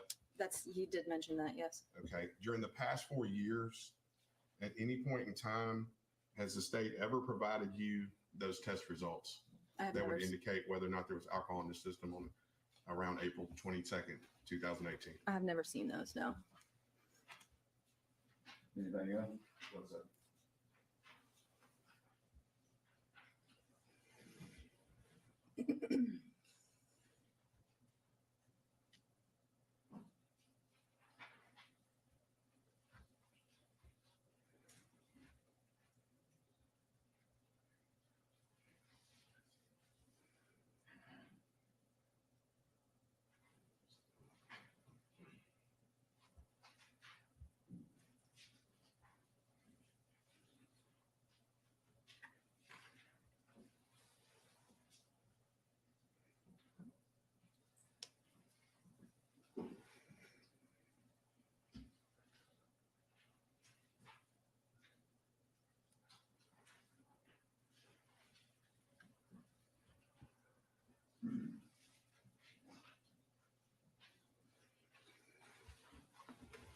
That was my question. And Dr. Wood, you did receive records from the Davidson County Sheriff's Office, which included how he was treated. Your Honor, that's not the screen. Well, the Davidson County Sheriff's Office. Let me finish the question.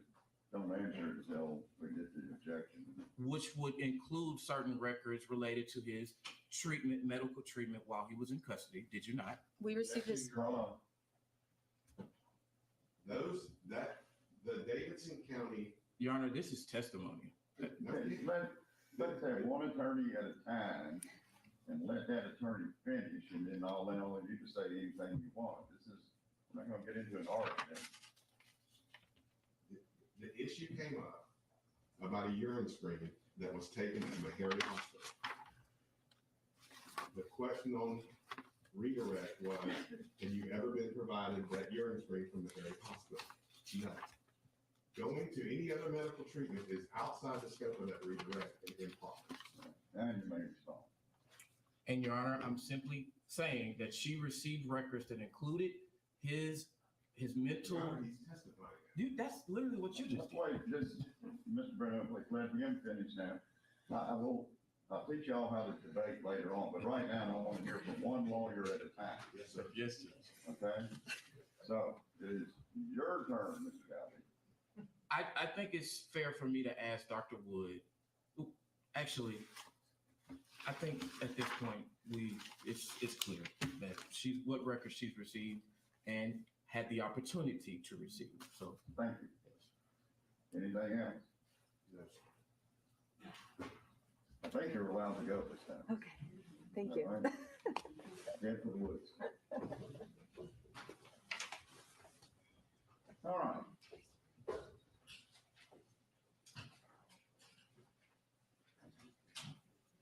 Call your next witness. Your Honor, the defense will call Dr. Rena Isen.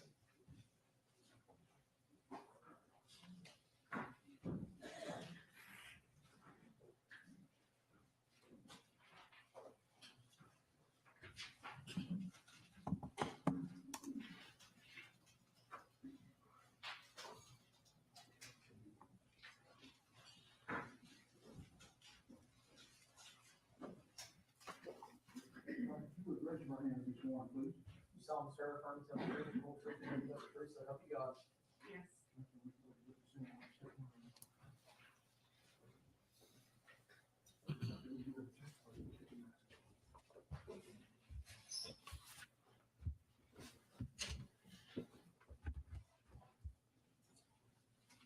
Good morning, Dr. Rice.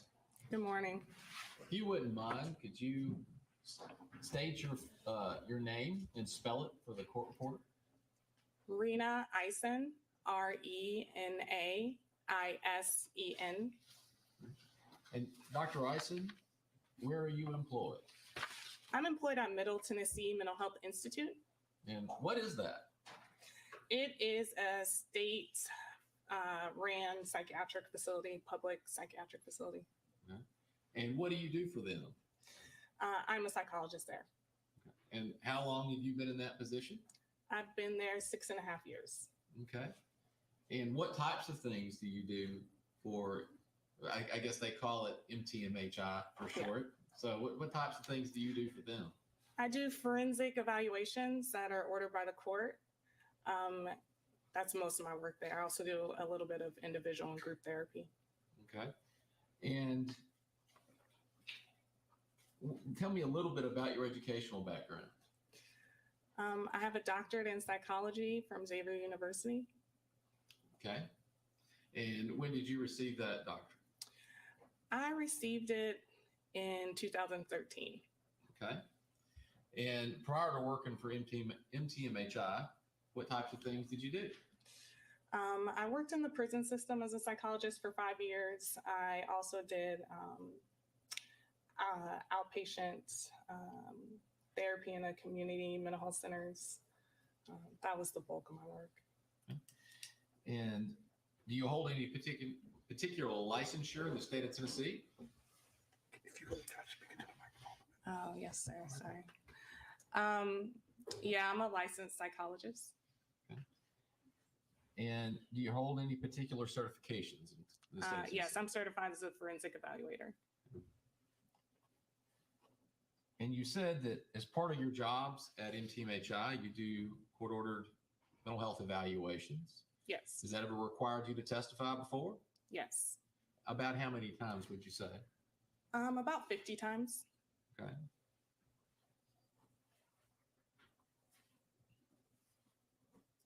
And what courts have you been qualified in as an expert? Davidson County Court. I think this court exactly. Shelby County, the court in Franklin County, the one in Murfreesboro. I forget what county that is. That's all I can remember. Your Honor, at this time, I would tender Dr. Isen as an expert in forensic psychology. Anything from the state? Member of the jury, Dr. Isen will be declared an expert in the field of forensic psychology, and I'll charge you on that later. Dr. Isen, I want to ask you a little bit about MTMHI. And I would say the full name, but I get tongue-tied every time I try to say it fully. So, but for MTMHI, what type of facility is it? Is it a hospital? What's it? Yeah, it's a psychiatric hospital. Okay. So people with mental illness come there for treatment and then also for forensic evaluations. Okay. And do they have like an inpatient wing? It's all inpatient. It's all inpatient. Yes. All right. And so at some point in time, when someone comes in for you to conduct an evaluation, what types of things are you looking for when the court asks you, as in this case, to render an opinion about whether someone could appreciate wrongfulness or whether they suffer from a severe mental illness? What steps do you take? Well, the first step is determine if they actually have a mental illness. So a lot of that is going to come from records, and maybe they had treatment records or different interactions with the police, whatever is available that has an indication that they might have a mental illness prior to the crime occurring. Sometimes that might involve talking to family members or close friends, things of that nature. After we establish that a person does have a mental illness, then we get into the details of the crime that occurred. So we ask them about what they were thinking, what happened. We do some psychological testing as well. I left that part out to kind of indicate what their thinking is like, if they have a mental illness, what their intelligence level is sometimes.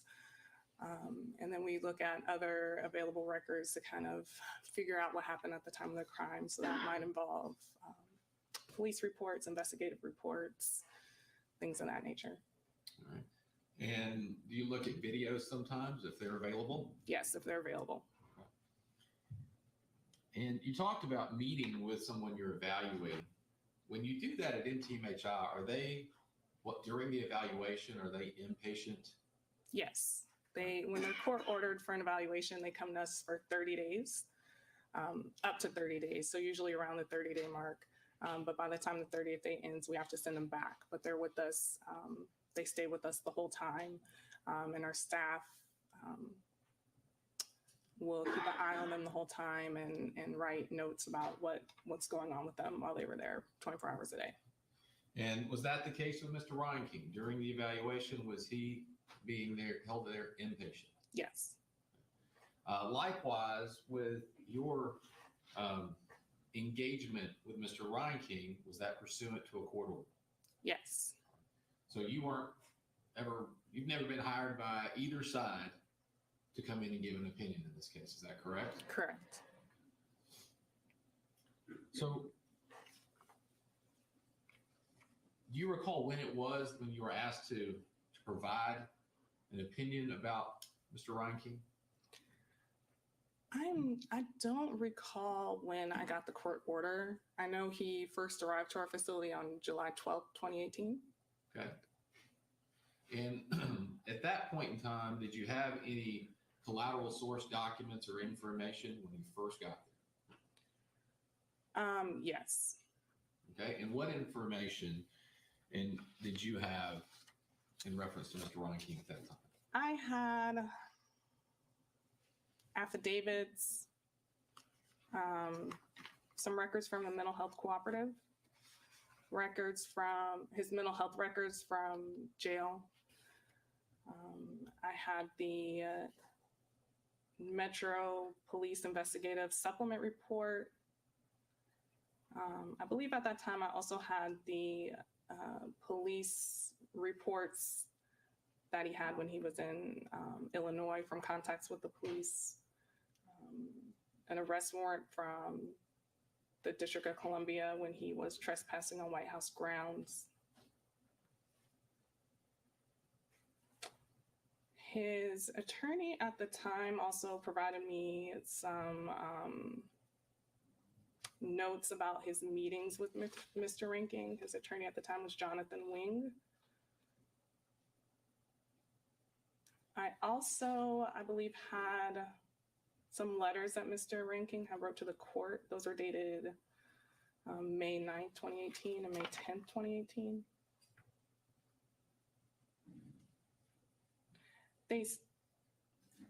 Yeah, that's all I had at the time.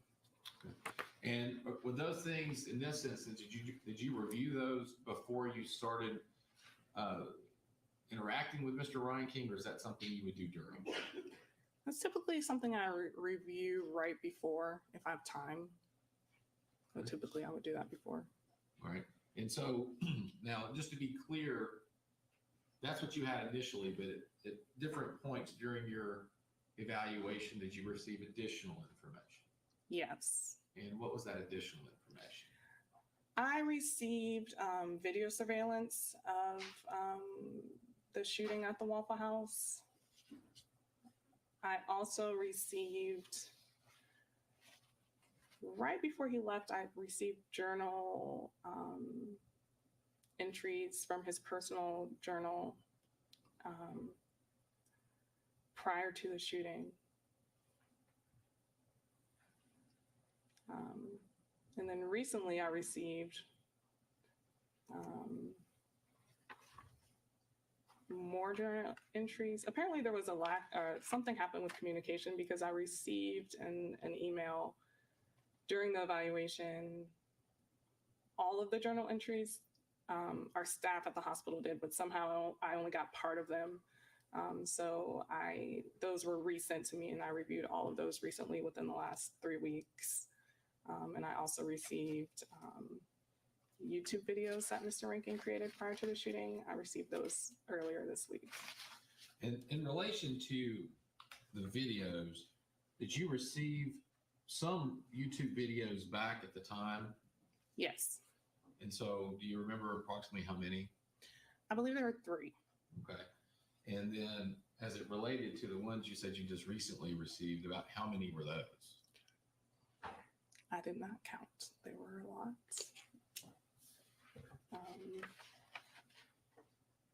It was over 20.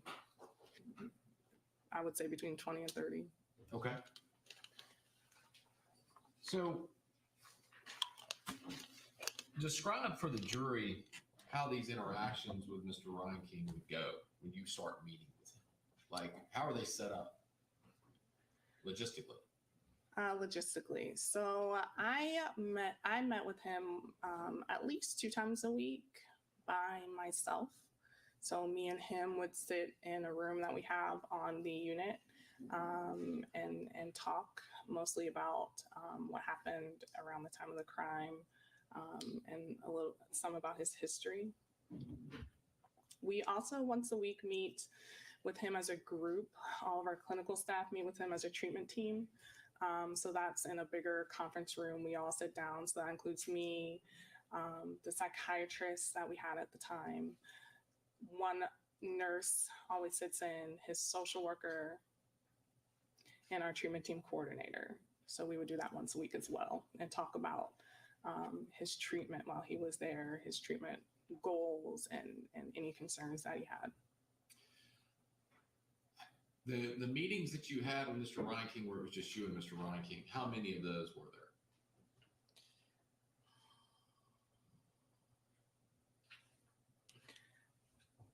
I know I met with him at least 2 times a week. So that would be at least 8, but I'm not sure how many exactly. Okay.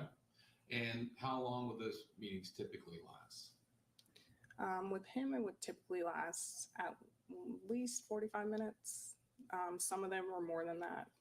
Some of them were an hour, hour and a half. Okay. And the meetings that you said with the team, the treatment team, how many of those do you recall happening?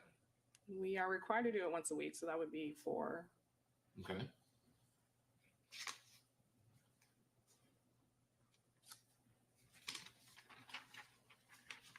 So did you come to a point after conducting those meetings and reviewing all that information where you formed an opinion as to whether or not Mr. Reinking suffers from a severe mental illness? Yes. What was that opinion? That he suffered from schizophrenia. Okay. And what was that opinion based upon? So that was based upon his presentation while he was there, his behavior while he was with us, also reviewing his records as well. So he had multiple symptoms of schizophrenia, more than what's required to meet the diagnosis. He had delusions. So that means that he believed things that weren't actually true. He had hallucinations, so he was hearing and seeing things that weren't really there. He also had some disorganized thoughts, so his thoughts were scattered or confused, not really focused. There was some odd behavior. He also had what we call inappropriate affect, which is when the facial expression does not match what a person's talking about. He also had some unpredictable agitation, and he believed that he was getting special messages from random things in the environment. So things like TV shows that he would see, movies, videos he watched online, certain words people were saying around him, certain street signs he saw when he was in the community. If a certain car passed by him, he would see these random things and think that it had special significance just for him or special meanings just for him.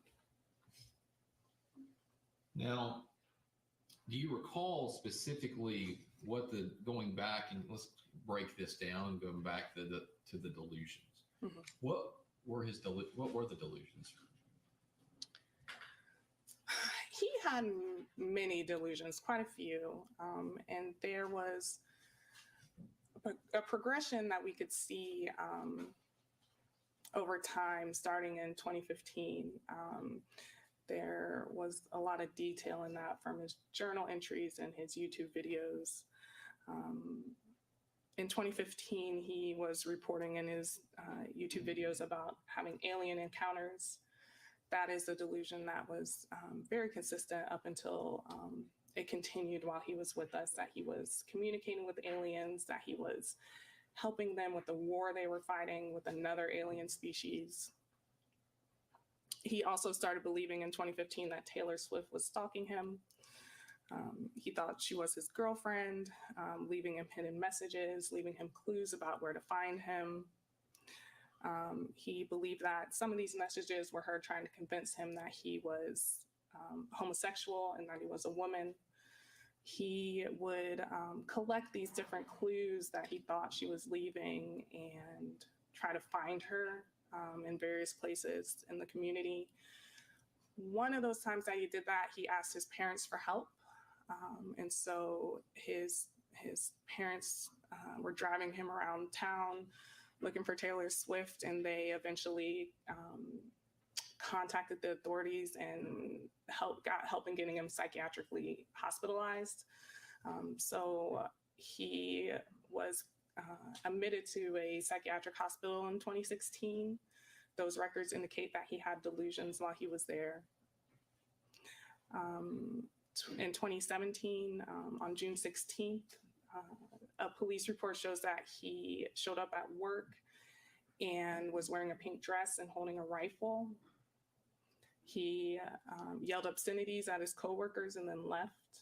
Later that day, the police were called again because he showed up at a public pool wearing a pink dress and took it off in the pool wearing only his underwear. And he argued with the lifeguards and yelled at them that he was a man and showed them his genitals. His delusions, 2 days later, he reported in his journal that someone broke into his apartment. That was the first mention I saw of him, saying that he felt like he was in danger, that someone was breaking in. He said that when they did break in, he was drugged and sexually assaulted. And he reported the belief that the whole community was involved in this. In July 2017, he was arrested on White House grounds. And he told the security guard he wanted to talk to the president. The next month, he reported in a video that someone broke into his apartment again and went through his computer. In November 2017, he reported in his journal he's being followed online and in person by a large group of people. So he made his first mention of the Waffle House in a journal entry in November 26, 2017. He said a woman said something to him that was similar to what he said out loud in his apartment by himself. In December 2017, he wrote some concerning things in his journals. He said that he'd still been communicating with aliens with telepathy, as well as multiple famous women. He reported that the aliens told him he was special and would unite all of the species in the universe. And then he also reported that the government was making attempts to kill him. And so there was this progression of him feeling like he was in more danger. He said that there were attempts made to kill him every day. He said they were poisoning him, trying to shoot at him, but the aliens were stopping it every time. And he reported concern that the aliens might not be able to stop them every time like they had been.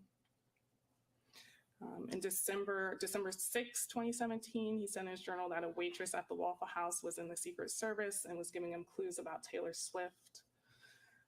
2 days later, he reported that all of the people at the Waffle House were either in the CIA or the FBI, and that they poisoned his steak. On December 13th, 2017, he reported that a man at the Waffle House had a gun and wanted to shoot him, and then another one was the mayor. And then one of his last journal entries, he reported that someone broke into his apartment again, and that was in January 2018. When someone with schizophrenia suffers these delusions, do they believe them wholeheartedly? Yes. And specifically, what's the definition of delusion? Believing something that is not true against available evidence. In the context of schizophrenia, is it something that even with, if a person's shown contrary proof, that they still wholeheartedly believe their delusion? Yes. And you made one statement about Mr. Reinking.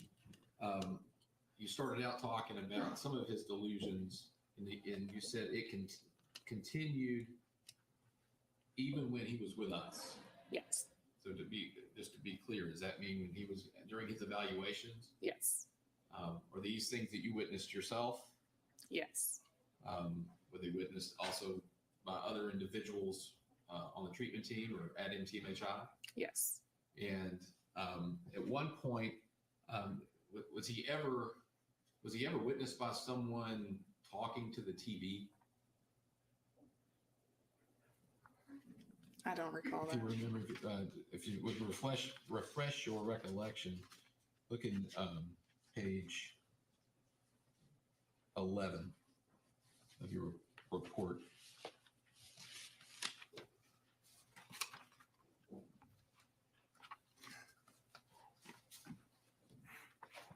Block quote at the top. Yes. Yes. Yes, one of our staff reported that he was talking to the TV and he changed his voice multiple times and seemed to be talking about the shooting as though he was someone else. And he was saying things like, "Why did you make me do it?" And I didn't want to do it.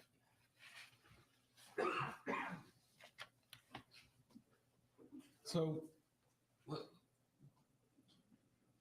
fair to say, these delusions progressed and were present even through your treatment of him, or evaluation of him rather, at NTMHI. Yes. So, and we'll come back to the delusions in a moment, but let's talk about hallucinations. Mm-hmm. You know, what indications or evidence were there of him suffering hallucinations? There were multiple times while he was at our hospital that he would talk out loud in his bedroom when no one else was around, as if he was having conversations. And he told us at one point that he had conferences with the aliens about different things that needed to happen. That's the only one I can recall. That's the only thing I can recall while he was at our hospital. All right. What about prior to, like looking at the information that you reviewed? Yeah, prior to, he reported hearing the voice of aliens in his journals. He reported communicating with them, having conversations with them. He reported hearing the voice of different female celebrities. He reported seeing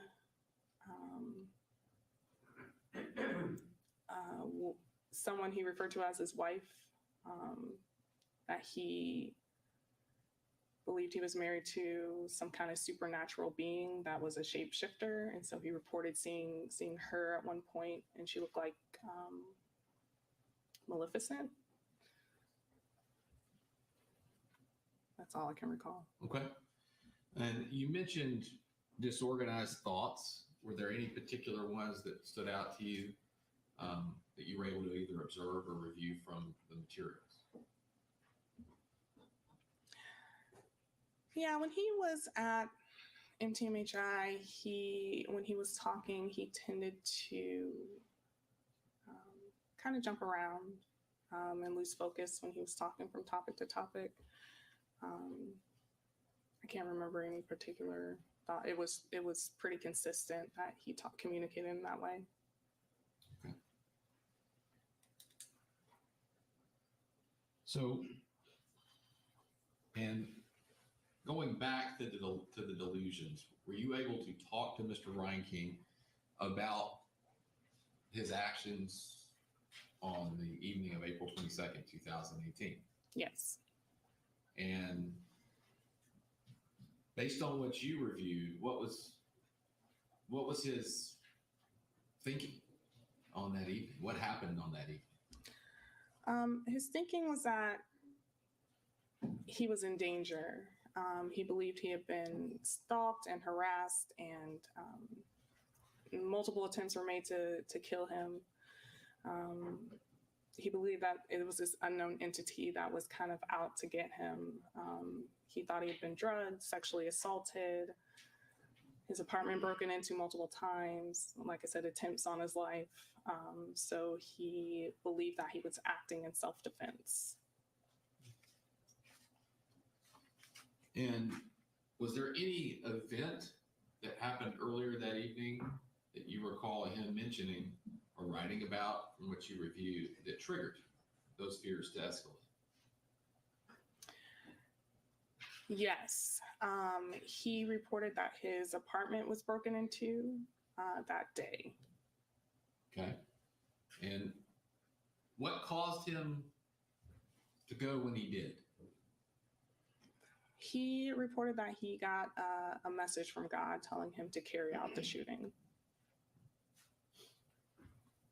And do you recall how he said he received the message? He said it was just kind of a thought that was put into his head. Like it was a direct kind of implant from God. And you've been able to review the surveillance video from the Waffle House, is that correct? Yes. And you were able to note from that video that what he was wearing. Yes. Based on what information you have about that night for Mr. Reinking, was there any significance to him as to why he was dressed the way he was? Yes, he said that God told him to wear that particular jacket, and he reported embarrassment of going out in public wearing it. But he said that's the direction that he got from God.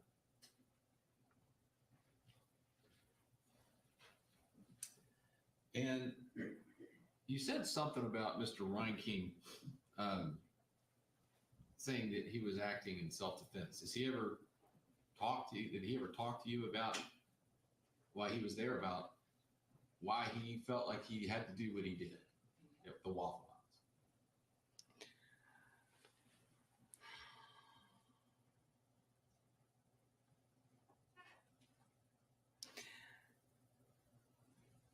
He reported the belief that the people at the Waffle House were involved. He said in his journal entries that they were CIA and FBI agents, and that some of the staff poisoned his food multiple times. Okay.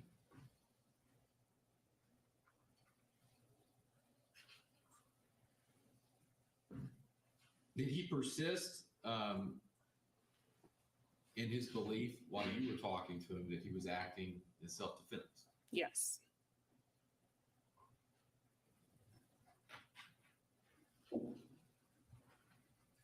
You said he wrote to the court, wrote some different letters at different times while he was in your care, correct? No, not Or while prior he was to. in our care, prior to. Prior to, yes. sorry. Mhm.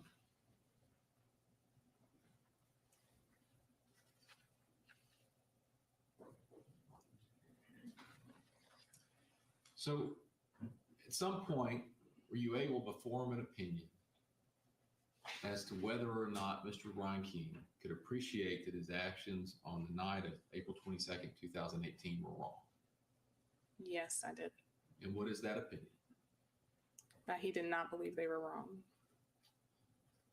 Why? He believed his life was in danger and he was acting in self-defense. And he also believed that he got the command from God to do it. Now, from watching the video and the information you reviewed, you're aware that Mr. Reinking, after he committed the acts at the Waffle House, fled. Yes. Does that in any way affect your opinion, the fact that he fled, affect your opinion that he could not appreciate what he was doing was wrong? It is not. It's definitely something I took into consideration, but I still came to the conclusion that I did. And from Mr. Reinking's perspective, why run? He reported the belief that the police were involved in the attacks against him. So it would make sense for him to run when he heard the sirens coming. I think prior to the shooting, his behavior indicates that he wasn't very concerned about the police coming or being arrested. There was not, it did not appear to be any plan as far as making a quick getaway. He didn't have any clothes on or shoes on. He didn't have any with him. After the shooting, he left his vehicle at the scene. And then he went home and showered is what he reported. So his behavior indicated that he wasn't concerned about them coming. He did report that he didn't believe they would care about the shooting. He didn't believe that they would respond. And that was based on his experience with the police before, when he had called the police multiple times to report that people were harassing him and stalking him, and they didn't do anything. So he reported the belief that he did not think they would be concerned about that as well.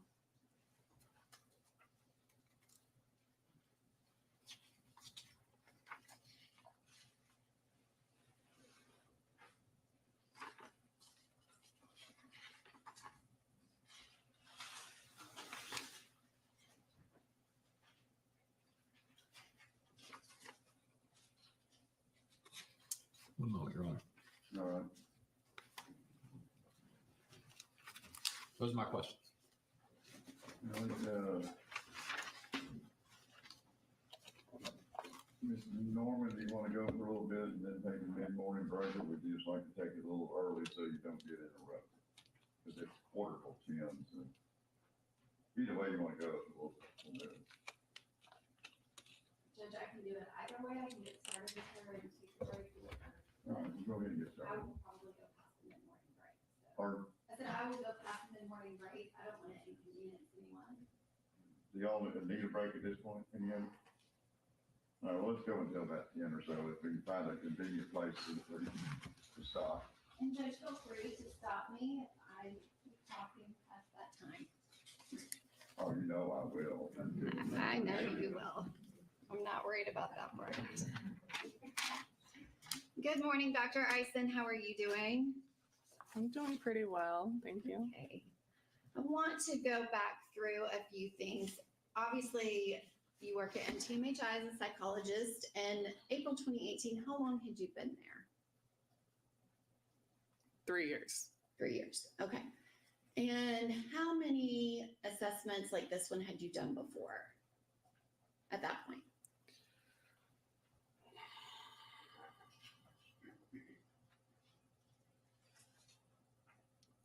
I mean, I get 2 a week typically, so I don't know, probably at least 200. Okay. And on the forensic evaluation team, who are the people that are involved? So with the forensic evaluation, that was conducted by me and Dr. Kovach, the other psychologist there. And that's Dr. Ed Kovach, correct? Correct. Okay. And how long had he been at NTMHI? Over 20 years. Okay, so kind of definitely your senior, is that right? That is correct. And he has actually since retired from NTMHI? Yes. But he had been there for a very long time, is that correct? That is correct. Okay. And is there also a social worker that's involved? Yes. And in this particular case, was it Richard Selikoff? Yes. And that social worker, part of his responsibilities is to assist with gathering information and things like that. Correct. Okay. And in this particular case, Mr. Selikoff, he's the one that reached out to the district attorney's office about the journals. Correct. And you've referenced journals a couple times during your testimony already. And so that was, I believe it was July 30th, 2018. He had called me the week before and he requested of our office whether or not we had located a journal. Yes. So that was not something that the district attorney's office had and provided to you and said, please review this. It was the other way around. Correct. Which that does not always happen, correct?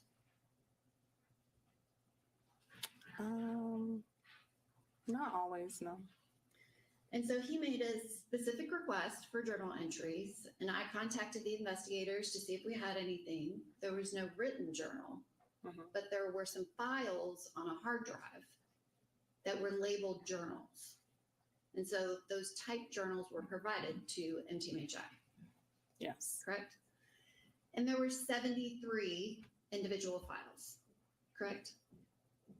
I did not count. And you, for whatever reason, there was some snafu at NTMHI, but you only received approximately 27 of those files initially. Yes. And you said that you did not receive those until right before Mr. Reinking was leaving, right? Yeah, yes, that's correct. And Dr. Isen, we met a few weeks ago and you indicated that it was sometime after August 9th that you would have reviewed the 27 journal entries that you reviewed. Yes. Which again, I didn't send them until July 30th because I just got the request. And the 27 journal entries that you reviewed was probably, I don't know, 70 something pages of typed journal entries, but the total was closer to 300. Is that correct? Pages? Yes. It was a large stack. Okay. I would take your word on that. So the total amount of information that was sent, that was requested by your office, it was voluminous, correct? Correct. And there was a significant portion that you did not review prior to issuing your opinion in this case, correct? The portion that I did not receive? Well, it was sent. Right, but I'm not I sure did why not you receive didn't it. receive I don't it. know why either. But yes, that portion I was not able to review because I did not have it. Okay. So in making your opinion in this case, your October 15th, 2018 report, you're saying you did review the journal entries that you received from your office. Correct. And again, whatever that snafu was, but you were missing a large number of them. Correct. Okay. When you made your opinion October 15th, 2018, at that point you said that you had reviewed the video surveillance. Is that right? Yes. But when you actually met with Mr. Reinking initially, you had not reviewed the video surveillance, correct? I do not know at what point I reviewed it. I know I didn't have it. It wasn't in the initial materials that I received. So when did you receive the video surveillance? I believe it was sometime during that first 30 days he was there. I believe the outpatient evaluator, Dr. Woods, I believe, sent it to me. Okay, and so you're talking from July 12th to August 12th, Yes, sometime during then. I believe so, yes.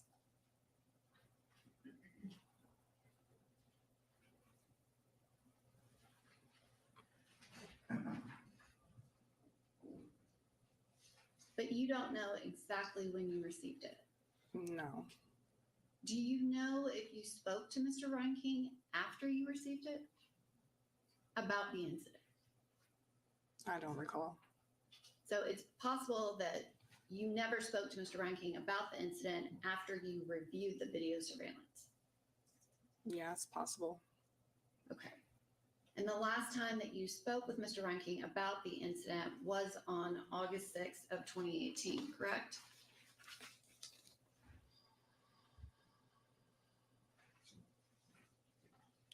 I don't believe so. He had the second hospitalization on August 23rd, from August 23rd to October 15th. So I believe we spoke about it during then. You spoke to Mr. Reinking about the shooting at the Waffle House. I believe so, yeah. Okay, and if you did speak to him about it, you would have documented that in a report, correct? Correct. Okay. And your final report, you would document any time that you spoke with Mr. Reinking about this incident, And the correct? final report, I'm not sure. It would definitely be in a progress note, though, if I talked to him about it. Okay, and let's talk about that a little bit. So, a progress note. Yes. Explain what you mean by that. Every time one of our staff, one of our clinical staff interviews him, we write a note that goes into his chart. Okay, and so you do individual meetings with him, correct? Correct. So sorry. And so when you do an individual meeting, you write a progress note. It's an individual progress note of yours. Yes. And the other psychologists on the evaluation team, they would write an individual progress note when they meet with Mr. Reinking separately. Correct. And then explain that process of who's in charge of writing the final report. Is one of the psychologists chosen to be a lead? It was collaborative. I believe Dr. Kovach wrote the history part, and then I wrote the rest. Okay, so you're saying it was collaborative with Dr. Kovach? Yes. That you were not lead, nor was he lead. Correct. It was both of you. Correct. And this final report for October 15th, 2018, did you draft that report or did Dr. Kovach draft that report? It was collaborative. Okay, so you're saying that Dr. Kovach was actively involved in creating this report? Yes. And so how did that work? I honestly don't remember that long ago. Well, I mean, is one person typing and the other person sitting next to you telling you what to type? How does that work that you both write something together? We both write parts and then combine them, and we both review it and make edits. Okay. And so which parts of this report did Dr. Kovach write? You're talking about the second report? October 15th, 2018. That's your final report with the opinion that you are here today testifying about. Correct? I mean, I have two final reports. You have But two yes, final I'm reports. testifying about them both.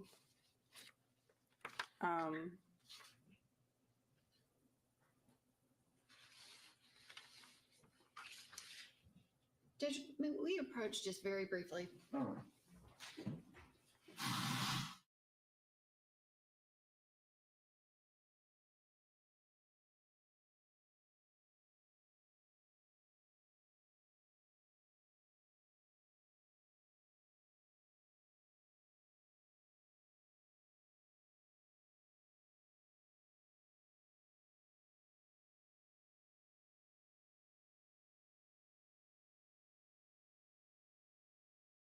I said buckle up.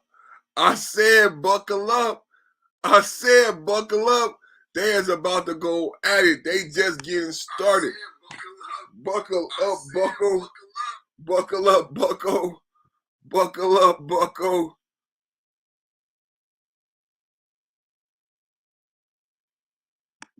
And one in October. And one of them primarily focused on competency and the other one on insanity. Or did they both? They both focus on insanity. Okay. During your testimony, although you got two reports, and I'm sure that some of the information you may have relied upon informing your opinions, both as to competency and insanity were used, right? I mean, some information bled over to both opinions. Right. The important thing I want to reiterate, and I'm sure it's already been advised, that was reinforced to you this morning, is there is to be no reference to or consideration of competency in your testimony here today. So to the extent that either or both of these reports reference competency, you were to ignore your opinions as a competency or any of your working with Mr. Reinking as it related to competency training, whatever it may have been. Okay. Any information that is mutual to both, you can rely upon, but you only address it as it relates to the sanity issue. Okay. Just as far as this jury is concerned, there is no competency questions. All right. Okay. Is that? Judge, if I may, so I Sure. can clarify that line of questioning that I was asking. Okay. May I ask Dr. Isen Yeah. a question? Yeah. Dr. Isen, so I was asking you questions and I was referring to the October 15th, 2018 report. Okay. And I realized that as I was asking you those questions, you were considering two separate reports and judge had already made a ruling about the prior report, which is why I stopped so we could clarify this. Did Dr. Kovach write any of the October 15th, 2018 report? Or were you referring to the August 9th, 2018 report? I was referring to the August 9th. Okay. And so you said the history, which my question, like I said, I was referring to the final report, which I considered to be October 15th, 2018, because that's the one that gives your opinion regarding insanity. Okay. And I was not referring to the August 9th. So Dr. Kovach did not write any of the October 15th, 2018. I don't think so. I don't think so. Okay. And I will clarify Just that. clarify the date of the report. Yes, I will refer to it as the October 15th, 2018 report only. And I will not be asking you questions about the August 9th, 2018 report. Okay. And if I were to, I would ask permission of the court. Okay. Just so that we're all on the same page. All right. Judge, I want one thing on the record. She made a finding, there is information in both reports about sanity. So if the state asks her a question that requires her to answer from one report or the other, as long as it doesn't touch on competency, she should be allowed to answer that question. She shouldn't be given some instruction from the state, because the court has not ruled that one report can't come in and one can, and that's a misinterpretation. I don't think the court's ruled that either report comes in. Or even be discussed. I mean, so but I just want her to be, I don't want her to feel like she's overly prevented from relying on any information or finding that's referenced in either report, so long as it does not in any way reference competency. I mean, the history that he gave as to both reports, I think can be referenced. There is in the August 9th report addresses both insanity defense, although I haven't read it in detail, and there's a section addressing competency. But yes, I mean, in terms of her ultimate conclusions or opinions as it relates to the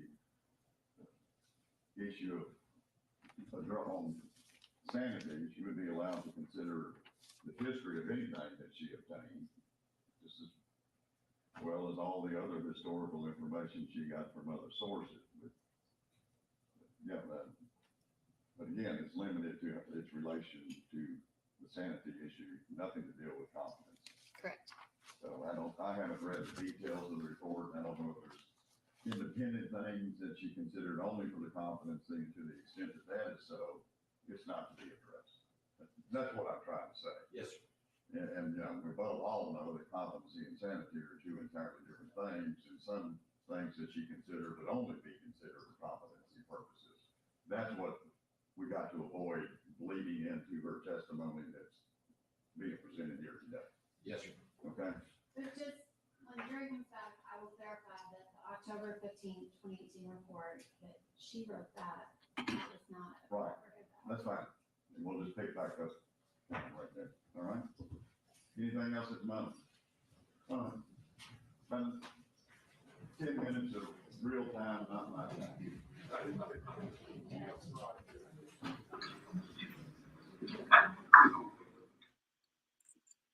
So in my opinion, I believe what they have happening is you got this turning into a mental health. You got this turning into a mental health trial versus a murder trial.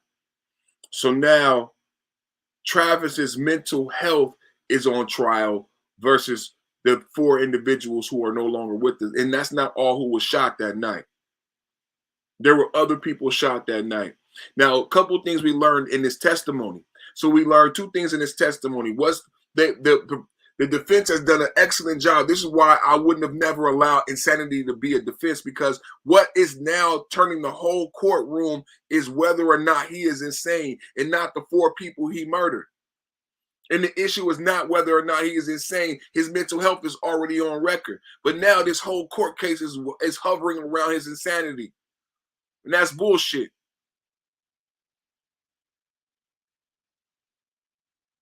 Something else that we learned today about Tennessee. Tennessee is where Memphis is, right? The same thing with Young Dolph, right? I did a video about Young Dolph. In my video about Young Dolph, when I focus in on that, I'm gonna do another video about Young Dolph when all the clowns get done with their shit. Because there's something important that was said in the interview from that chief of police. And it's something that you have to understand about Memphis that needs to be talked about in Tennessee. That this individual, he was on the White House lawn. He broke into the White House and wasn't arrested. A month later, he got arrested again. Did you hear what he said? I heard, how do you get arrested breaking into the White House and then a month later get arrested again, but still be free enough to murder 4 blacks? He went through all these things. He had all these run-ins with the law. He got his gun taken away from him. His father gave him a gun. He never should have been free. He never should have been in a position to be able to hurt people. And he should have been, if anything, he should have been watched. If you weren't going to have them incarcerated in some type of mental facility, he should have been on 24/7 watch. And girl behind the mic was right. His parents should be held accountable. His parents should be held accountable.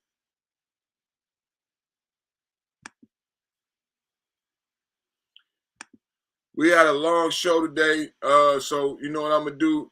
We just getting started on Baby Girl, right? We just getting started.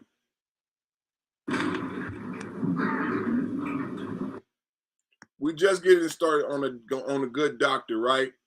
We just getting started on a good doctor, but it's been a long day. I had girl behind the mic up here, and I don't want it to go too long because I want people to watch on the replay. So 4 hours is really my limit on my shows. We're at 4 hours and 15 minutes, It's been a fantastic show. It's been a fantastic day.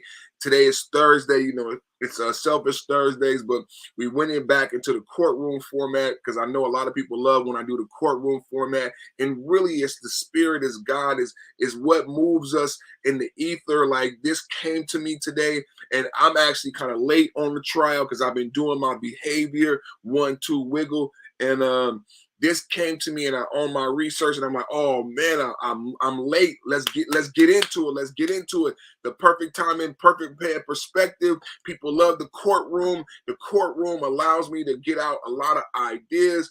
So I love the courtroom aspect. I love the courtroom show.